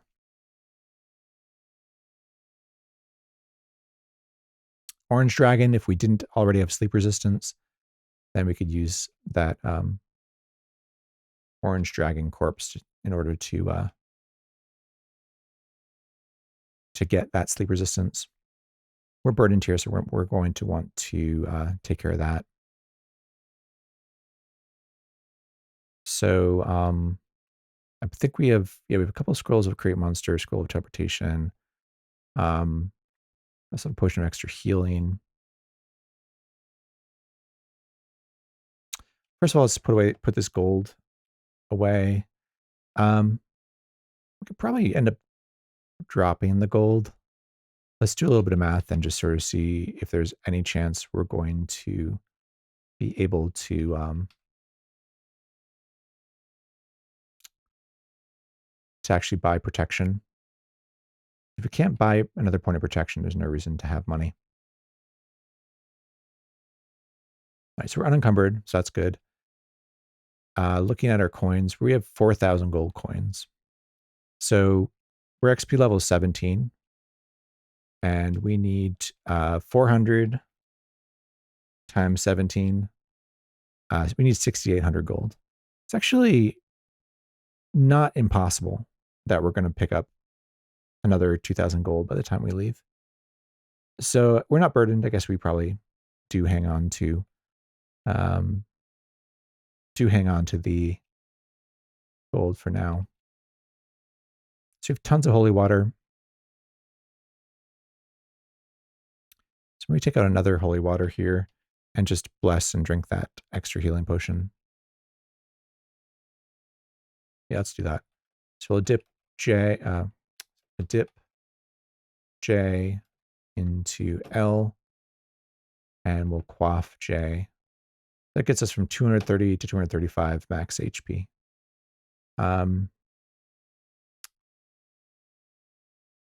So we have 20 charges left on our magic marker, plus another 50, so a total of 70 charges. We're going to need to write some gold detection. So I think we have 2 gold detection. Yeah, we have 1 uncursed. And I think we have another. I thought we had another one that was. Oh, there it is. Yeah. So we have 1 uncursed scroll of gold detection and another one we don't know what its status is. But so we need 2 more scrolls of gold detection. We don't need them because we can use our Orb of Fate to find portals. Sort of like nice to have, I guess, on the elemental planes. So let's write the gold detection right now and see how many charges that leaves us with. So we'll take out 2 uncursed unlabeled scrolls and we'll apply our magic marker. We'll write on the unlabeled scrolls and we'll write gold detection. And we'll do the same thing on the other one. All right, so we'll put those away. And that leaves us with 6 charges. So that magic marker is pretty much empty. So we'll just drop that. And that leaves us with 50 charges. I'm just trying to think whether or not let's actually drop this other wand to sleep here. And we'll take out the other one. Here we got 2 more. Plenty of wands to sleep here. Take out another one. So it's basically AC is the issue here. I'm thinking about whether we want to write some enchant armor scrolls.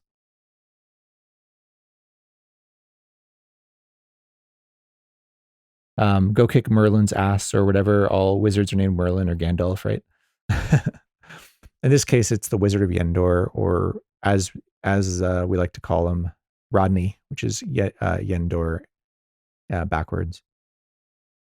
So do we use the other magic marker and just write some enchant armor is the question. I think I have 1 enchant armor scroll already here. Yeah, I do. Might as well use that one at least.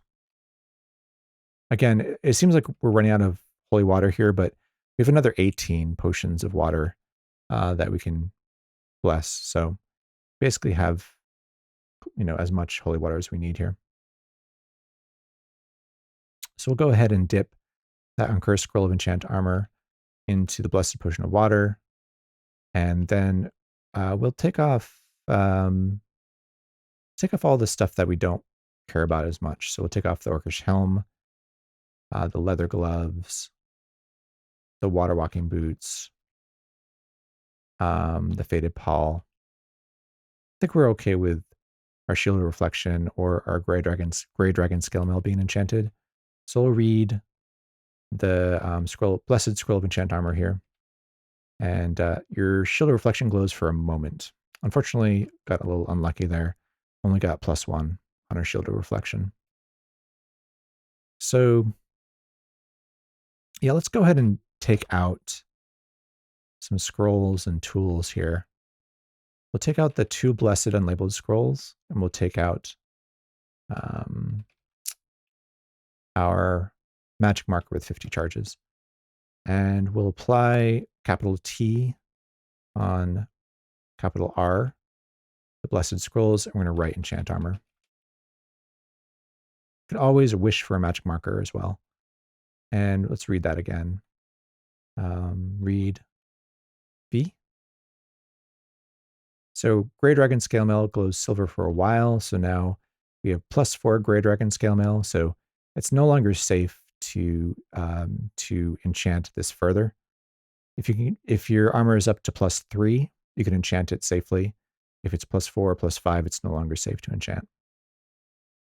Let's apply the magic marker one more time. We'll write on this blessed unlabeled scroll, enchant armor. And unfortunately, we have to take off the Grey Dragon Scale Mail temporarily here. We'll take it off quickly. So now we have the Shield of Reflection or the t-shirt, either of which are fine to enchant. So we'll read capital W, and our t-shirt glows silver for a while. Now we have a +3 t-shirt. Very nice. So let's rewear all our armor here. So we'll wear the Grey Dragon Scale Mail, the Faded Pall, the leather gloves, Orcish helm, and the water walking boots. And now we're to AC -20, which I think is enough to defeat to finish the game with. And that leaves us with 33 charges, which I think is a decent number. Probably end up using that to write Cursed Genocide at some point. So let's continue exploring. We have a blue dragon here. Oh, very interesting, actually. We can use that blue dragon to get guaranteed shock resistance. And we're not satiated, so we should be able to eat this successfully. So let's give it a try. We'll eat it. Yes. So now we are satiated. All right. Your health currently feels amplified. So we now have shock resistance. We can mark that off.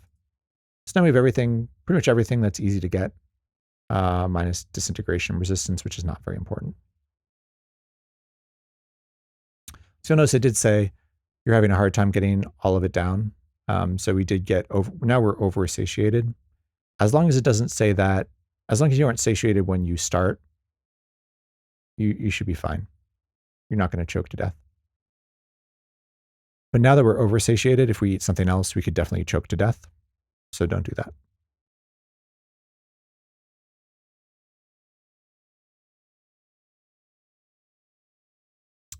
Okay, let's continue here. Want to create monster. There's a bunch of bees here. So I think I talked about beehives before.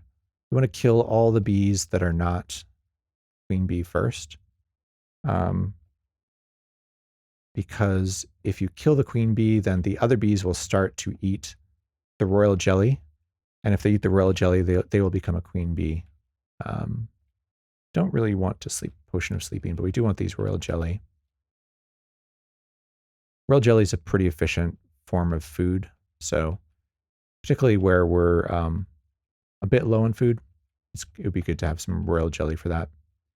So there's a variety of places that that the secret doors could be here. So we just need to search for them. And here we have a pit fiend. Pit fiends can grab you, which can be annoying. Once you're grabbed, you have to be careful. If you're surrounded by a bunch of different creatures and a pit fiend grabs you and you're trying to attack like a secondary creature, you'll just get this message, you cannot escape from the pit fiend, and everyone else will get a chance to attack you. So just be careful about that you aren't attacking things that trying to attack things and being unable to because you're being held. So I guess we'll put the royal jelly and we'll put all this stuff away. These wands are really not that useful. The only reason to hang on to the wands to create monster are so that creatures can't use them against you.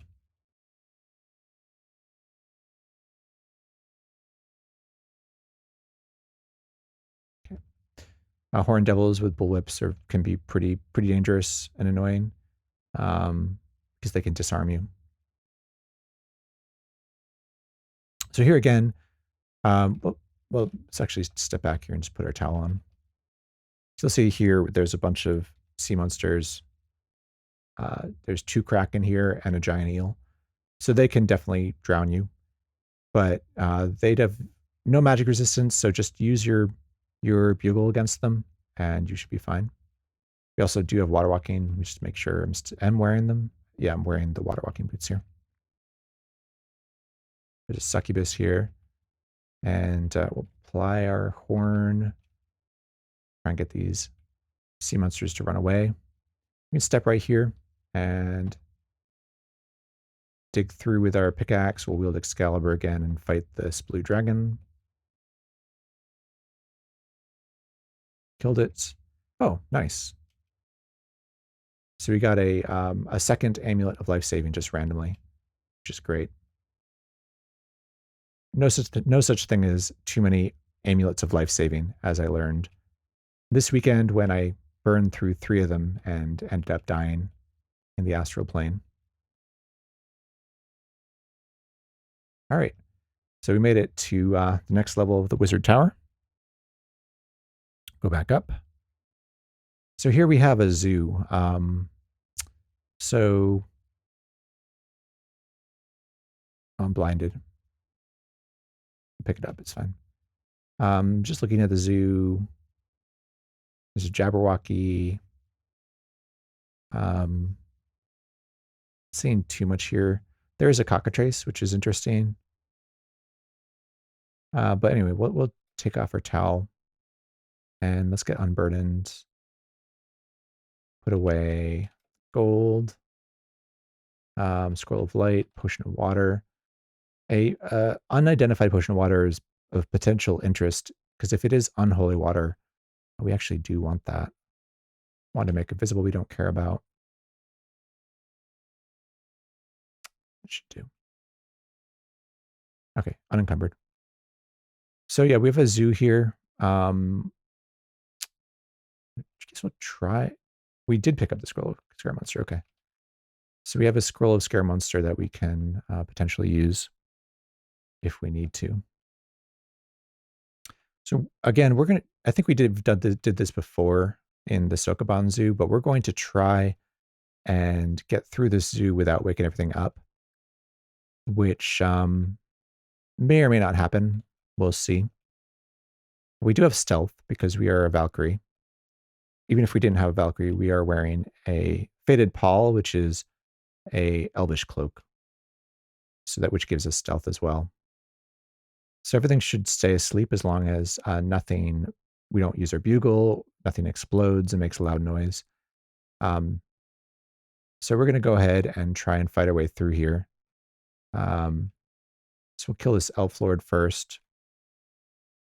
Be a little careful about things that explode. So just looking here, for instance, there's a flaming sphere and an invisible blacklight. So both of those things will explode. There's another flaming sphere here. So these things will all explode, and if they do blow up, they'll wake up the entire zoo. So we just want to stay away from those things. So I think we'll go to the left here, kill the things in this direction. It's a crocodile. Burdened again. So we're very close to being burdened. This water elemental. All right, now we're burdened. We are getting probably the gold we need to buy another point of protection because we're pretty close. And the zoo here gives you quite a bit of gold. Let's see what else we can put away. We can put away this scroll of great monster. So we'll kill the scorpion. They're not very difficult. It's a pair of leather gloves. So we need to lighten our load here. So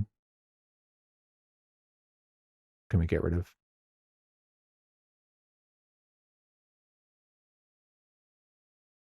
I think we can get rid of some potions. See if there are any potions here. The See Invisible we can get rid of.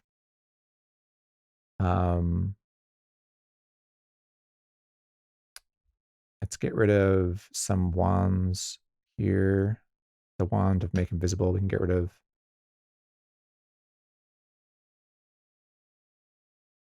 Let's just drop those. We'll drop the Potions of See Invisible. And we'll drop the wand of Make Invisible. All right. So for now, at least we're unencumbered. Don't think it matters too much which way we fight through here. So we'll fight their fire elemental and the lynx. And the warg. And there's the hidden door. So we made it through. The other thing that could happen here is we could step onto a squeaky board trap, which would wake everything up. Definitely has happened before. I don't think we have any wands of polymorph. I guess we feel like we did maybe have one and we used it in the castle. Just looking at my discovery list here with the / key. Looking to see if we've identified polymorph. Looks like maybe we have not. So we've never have polymorphed anything.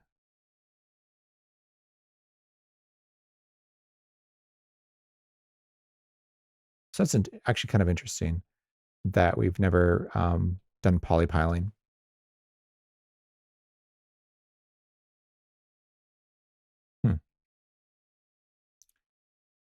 So we may want to drop all these other rings and amulets because we don't have any way to polypile them anyway.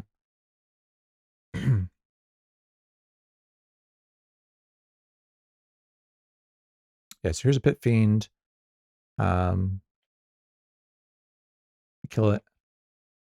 And then there's ice devil. Another wand of fire. I don't know that we need another wand of fire, to be honest.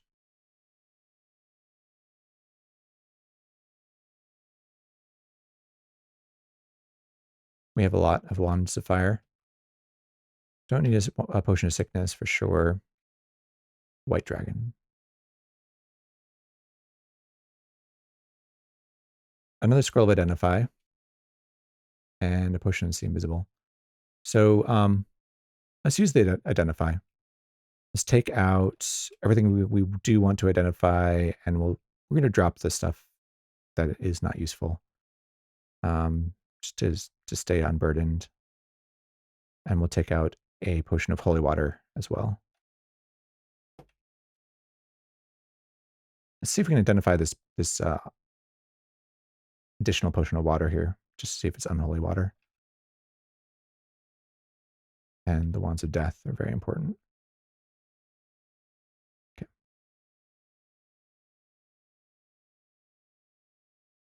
Okay, so we're going to dip the scroll of identify into the blessed potion of water, and then we're going to read it.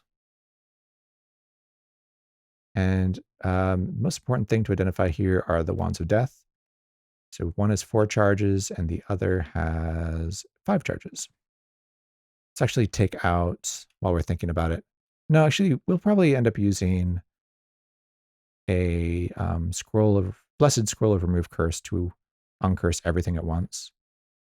But for now, I'm going to drop this cursed square amulet. I'll drop these rings. Just can't think of any rings that we really need that we haven't already identified. Probably worth taking a quick look at the list, because I may not be thinking of one that is actually useful. Let's take a look here. Okay, so adornment. So protection we've identified we have.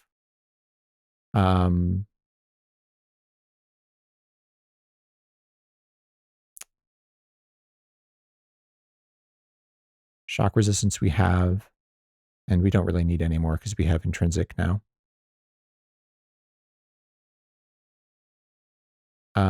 Free action we're wearing.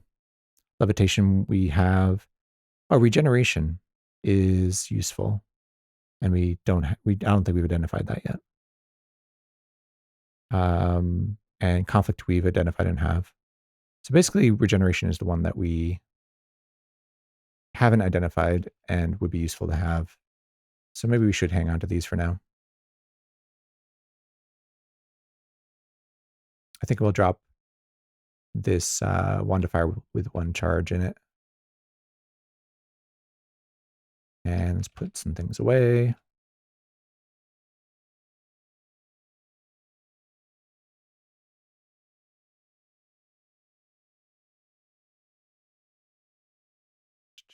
Shock resistance away. So we could drop that. Put away our cursed wand of death.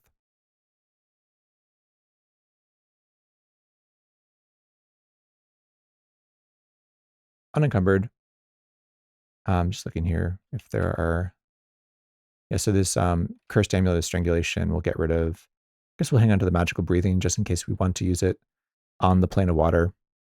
And then I'm going to get rid of these invisibility rings, cold resistance. Yeah, should be good. Dropping amulets and rings. Get rid of strangulation, cold resistance, shock resistance, and invisibility. Okay. Unencumbered. I think we're still pretty close to being burdened, but. And putting on our towel here, just want to show you. We have another moat with a bunch of Kraken in it. And also we have a Hellhound and the Wizard of Yendor. So Wizard of Yendor and his trusty Hellhound pet are right there. And so let's find our way. And we just found it. So that's for a second there, I thought that was a wizard, but it's just an Elven King. It says there, the Elven King opens a door. So we can kill it. And it would be nice to actually wake the wizard up here. So I'm going to try and use our horn. Before we wake up the wizard, just make sure you have Wand of Death ready to go. Because you don't want to spend too much time trying to kill a wizard. They can do some pretty nasty stuff to you. So apply the horn and see if you can't wake up the wizard this way. I'm not sure it will work. The other way you can wake them up is with a cursed potion of invisibility, which I don't think we have. We see invisible, but I don't see invisibility. We might have to actually just dig through and kill the wizard the old-fashioned way here. But we want to be a little careful about these eels. I'm just taking a quick look here. This is actually a piranha. That's a giant eel, but this is a piranha, and this is a piranha. So that's a giant eel. So if we can get the eel to move away here, just being really careful. You know, don't necessarily have to be this careful. So now we just have piranhas close to the edge here, which they will not drown us. So we can move here now fairly safely. So we're just going to dig through with our wand of digging and then shoot the wand of death, and hope that we can do this fairly quickly. So we'll zap the wand of digging through the wall there, and then we will zap the wand of death. You kill the Wizard of Yendor, and just double checking here, this is a piranha. So now we can step through with our water walking boots, and we will kill the Hellhound, kill the wolf, and feel here is spellbook. Let's kill this vampire lord. All right, and we'll remove our towel, and we can use the shift, the colon key here, and you see here a papyrus spellbook. So there's only one papyrus spellbook in the game, which is the description for the Book of the Dead, and the Wizard of Yendor is always going to have it. So we'll pick it up. It will make us burdened here, so we're going to have to take care of that. And now that we've killed the Wizard of Yendor, he's going to be after us for the rest of the game. So I'm just looking here. What can I get rid of? The Scroll of Light we can get rid of. What I'll actually do is I'll step. Let's put our towel back on for a second here. Just make sure we're not going to be in danger from these giant eels. I'm going to step a little bit closer. Looks like we're safe right now. Just step out here. There's just piranha. We'll use our bugle just to make sure these things are running away from us. Let's step in the water. And then now I'm going to take out stuff that I want to get rid of here. So the Scroll of Lights, the Scroll of Create Monster, Scrolls of Create Monster, Scroll of Destroy Armor, Scroll of Fire, and these Scrolls of Teleportation. Don't need those. We'll also get rid of these potions. I may or may not dilute them because we have so many diluted potions right now. So I think we might just get rid of those. Looking what else we have here.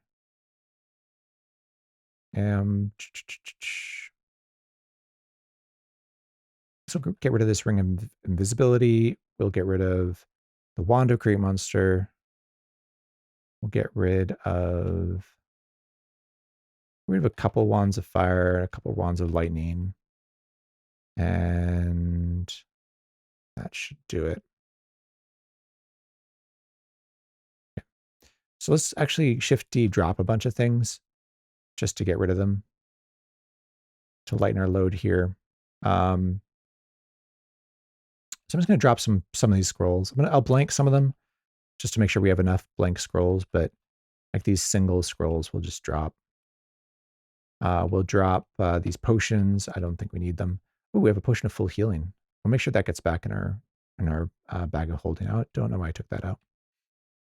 We'll drop this Ring of Invisibility. We'll drop the Wand to Create Monster. We'll drop the Wands of Fire. Oh, actually just 2 of them. And the Wands of Lightning. Just trying to lighten our load. So those all drop into the water. And now we can dip the 5 scrolls of Create Monster. They fade, and we'll dip the 3 Uncursed Scrolls of Teleportation. So that gives us another 8 blank scrolls, which we could use. So now we should be able to put this stuff away, and hopefully we will be unburdened. We'll see. The Potion of Full Healing needs to go back in. The pickaxe actually can probably be put away at this point, because I think we've dug out everything we need to dig out. Yep, and now we're unencumbered. We'll use the bugle again just to get these giant eels away, and then we'll start moving out. So I'm going to remove my towel now that we're away from those eels, and we'll start to head down to the vibrating square. Okay.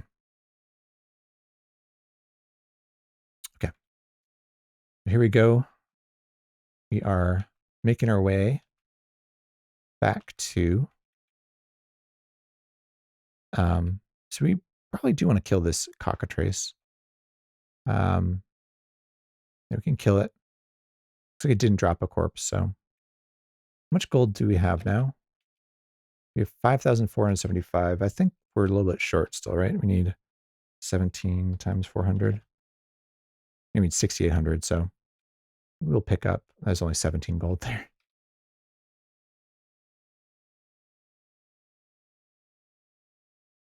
$10 there.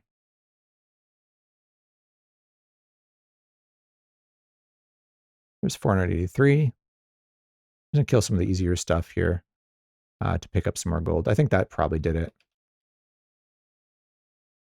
Yeah, so now we have enough gold to buy 1 more point of protection. Might not make that big of a difference, but if you haven't gotten full protection already, you can always get some more on your way out.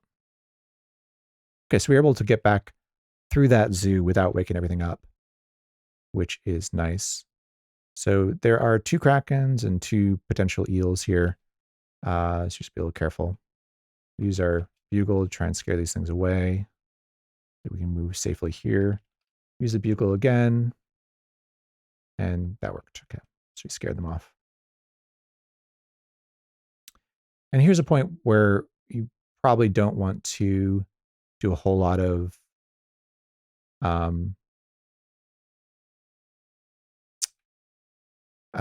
like hammering on your move keys, because you can miss the wizard teleporting in and get yourself into trouble. All right, so it looks like we dug out the floor to the left, which is also where the downstairs are. So we'll go out that way.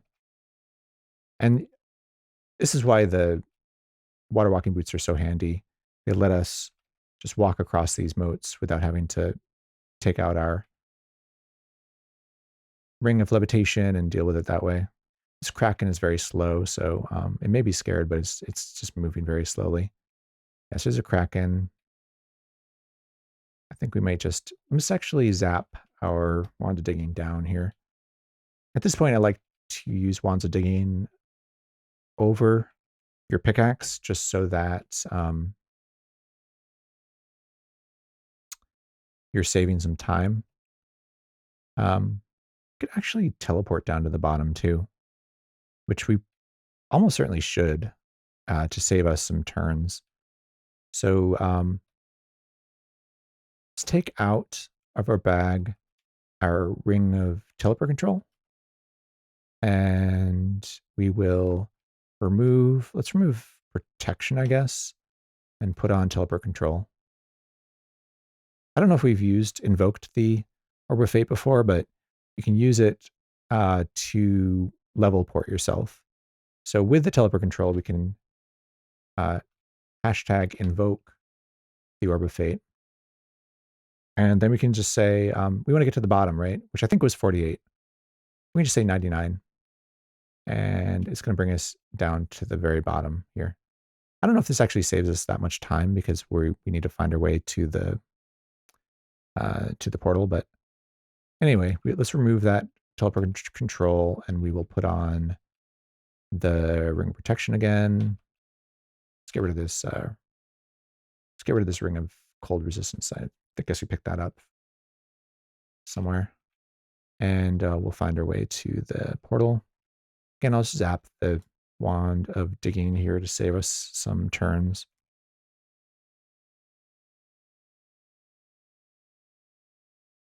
Looks like we're pretty much there.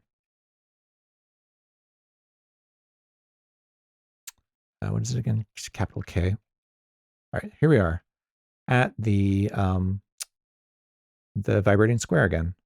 So now we have all 3 items we need to do the ritual. We have the papyrus spellbook, which is the Book of the Dead. We have the Bell of Opening, and we have the candelabrum. We need to attach some candles to the candelabrum, and all 3 artifacts need to be uncursed, and they're not currently identified. So let's identify them, or actually, rather than identifying them, let's make sure we uncurse everything. So I'm going to take out these candles, and let's actually take out anything which is cursed or of unknown blessed or cursed status. I don't know if it matters too much, the Helm of Opposite Alignment, because it's going to curse itself when you put it on. So I'm not going to bother uncursing that. But let's take out remove curse, scare monster, enchant armor, gold detection. Sure, we'll take all those out. We'll take out the we want the water to be cursed, so we'll leave that there. Take out the full healing, and I guess we'll take out these rings as well. We definitely want to uncurse the wand of death, and I guess we'll take out the wand of digging too. Take all these things out, and then we'll take out 1 blessed scroll of remove curse, and just check So these things we want to stay cursed. We want some cursed unlabeled scrolls to write cursed scrolls with, and the helm of opposite alignment I think doesn't really matter because it will recurse itself when we wear it. So and so I think now we can uncurse everything with reading a blessed scroll of remove curse. Okay, now that everything is uncursed, let's put stuff away. I actually want to read that enchant armor. Although at this point in the game, taking off our Grey Dragon Scale Mail is not great. So I guess we could just read it without taking off the Faded Pall. I put away the full healing and these rings. So make sure we help our control. We have 2 Wands of Death. We'll put away the, well, yeah, I guess we'll put away the Wand of Death, which has more charges. Might actually want them both in our inventory from now on out. Leave the rest of these in our inventory. So this uncursed lamp is no longer cursed, so we can actually change that name. Okay. Yeah, we're going to read that. Bless and read that Scroll of Enchant Armor. Just get some more AC here.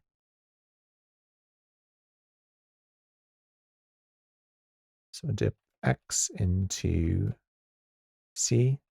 Just double checking here. So the outer pieces of armor is what we'll get enchanted here. And none of that is more than +3. So we should be totally fine here to read this. Shield Reflection just glows for a moment. So we're up to +2 on the Shield of Reflection. Getting a little unlucky with that. So we need to put some candles onto our candelabrum. So we're going to apply, doesn't really matter. We'll apply the tallow candles. We'll put 6 candles on the candelabrum, and then we'll apply the wax candles and add 1 more candle to the candelabrum. So now we have 7 candles on a candelabrum. So to do the ritual, we need to ring the bell, light the candelabrum, and read the book. And the order of the first 2 doesn't matter. I usually like to ring the bell first and light the candelabrum second, just so we can save the candelabrum. The candles will start to burn really quickly, and the candelabrum is a decent source of light. So saving candelabrum for the astral plane is generally considered pretty good. So yeah, we're ready to do the ritual. We're on the vibrating square. We know that all 3 invocation items are uncursed because we read a blessed remove curse. So first we apply, and we're going to apply the bell of opening, which is capital Z. We ring the bell of opening. The bell of opening issues an unsettling shrill sound. Next, we will apply the candelabrum with 7 candles attached. So it's Shift S. The candelabram's candles burn brightly. The candelabrum glows with a strange light. And finally, we need to read with R, M, capital M, the Papyrus spellbook. You begin to recite the runes. You stop studying, probably because there's just something nearby, but it's fine. You begin to recite the runes. You turn the pages of the Book of the Dead. The floor shakes violently under you. The walls around you begin to bend and crumble. You are standing at the top of a stairwell leading down.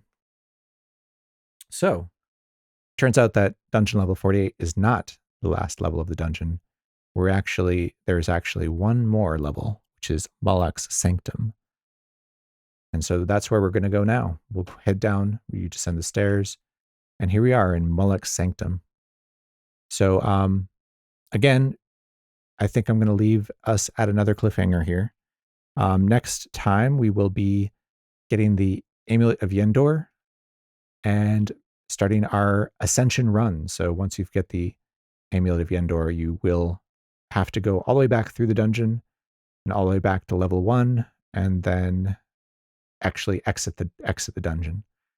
So we're going to leave that for next time. I think we'll probably be able to get through both um, the Moloch Sanctum and also the Ascension run in the next episode, which should be the last episode.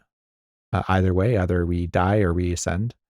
But for tonight, I think that's good enough. And thank you so much for hanging out, everybody. And I hope to see you next time when we hopefully finish ascending this Valkyrie.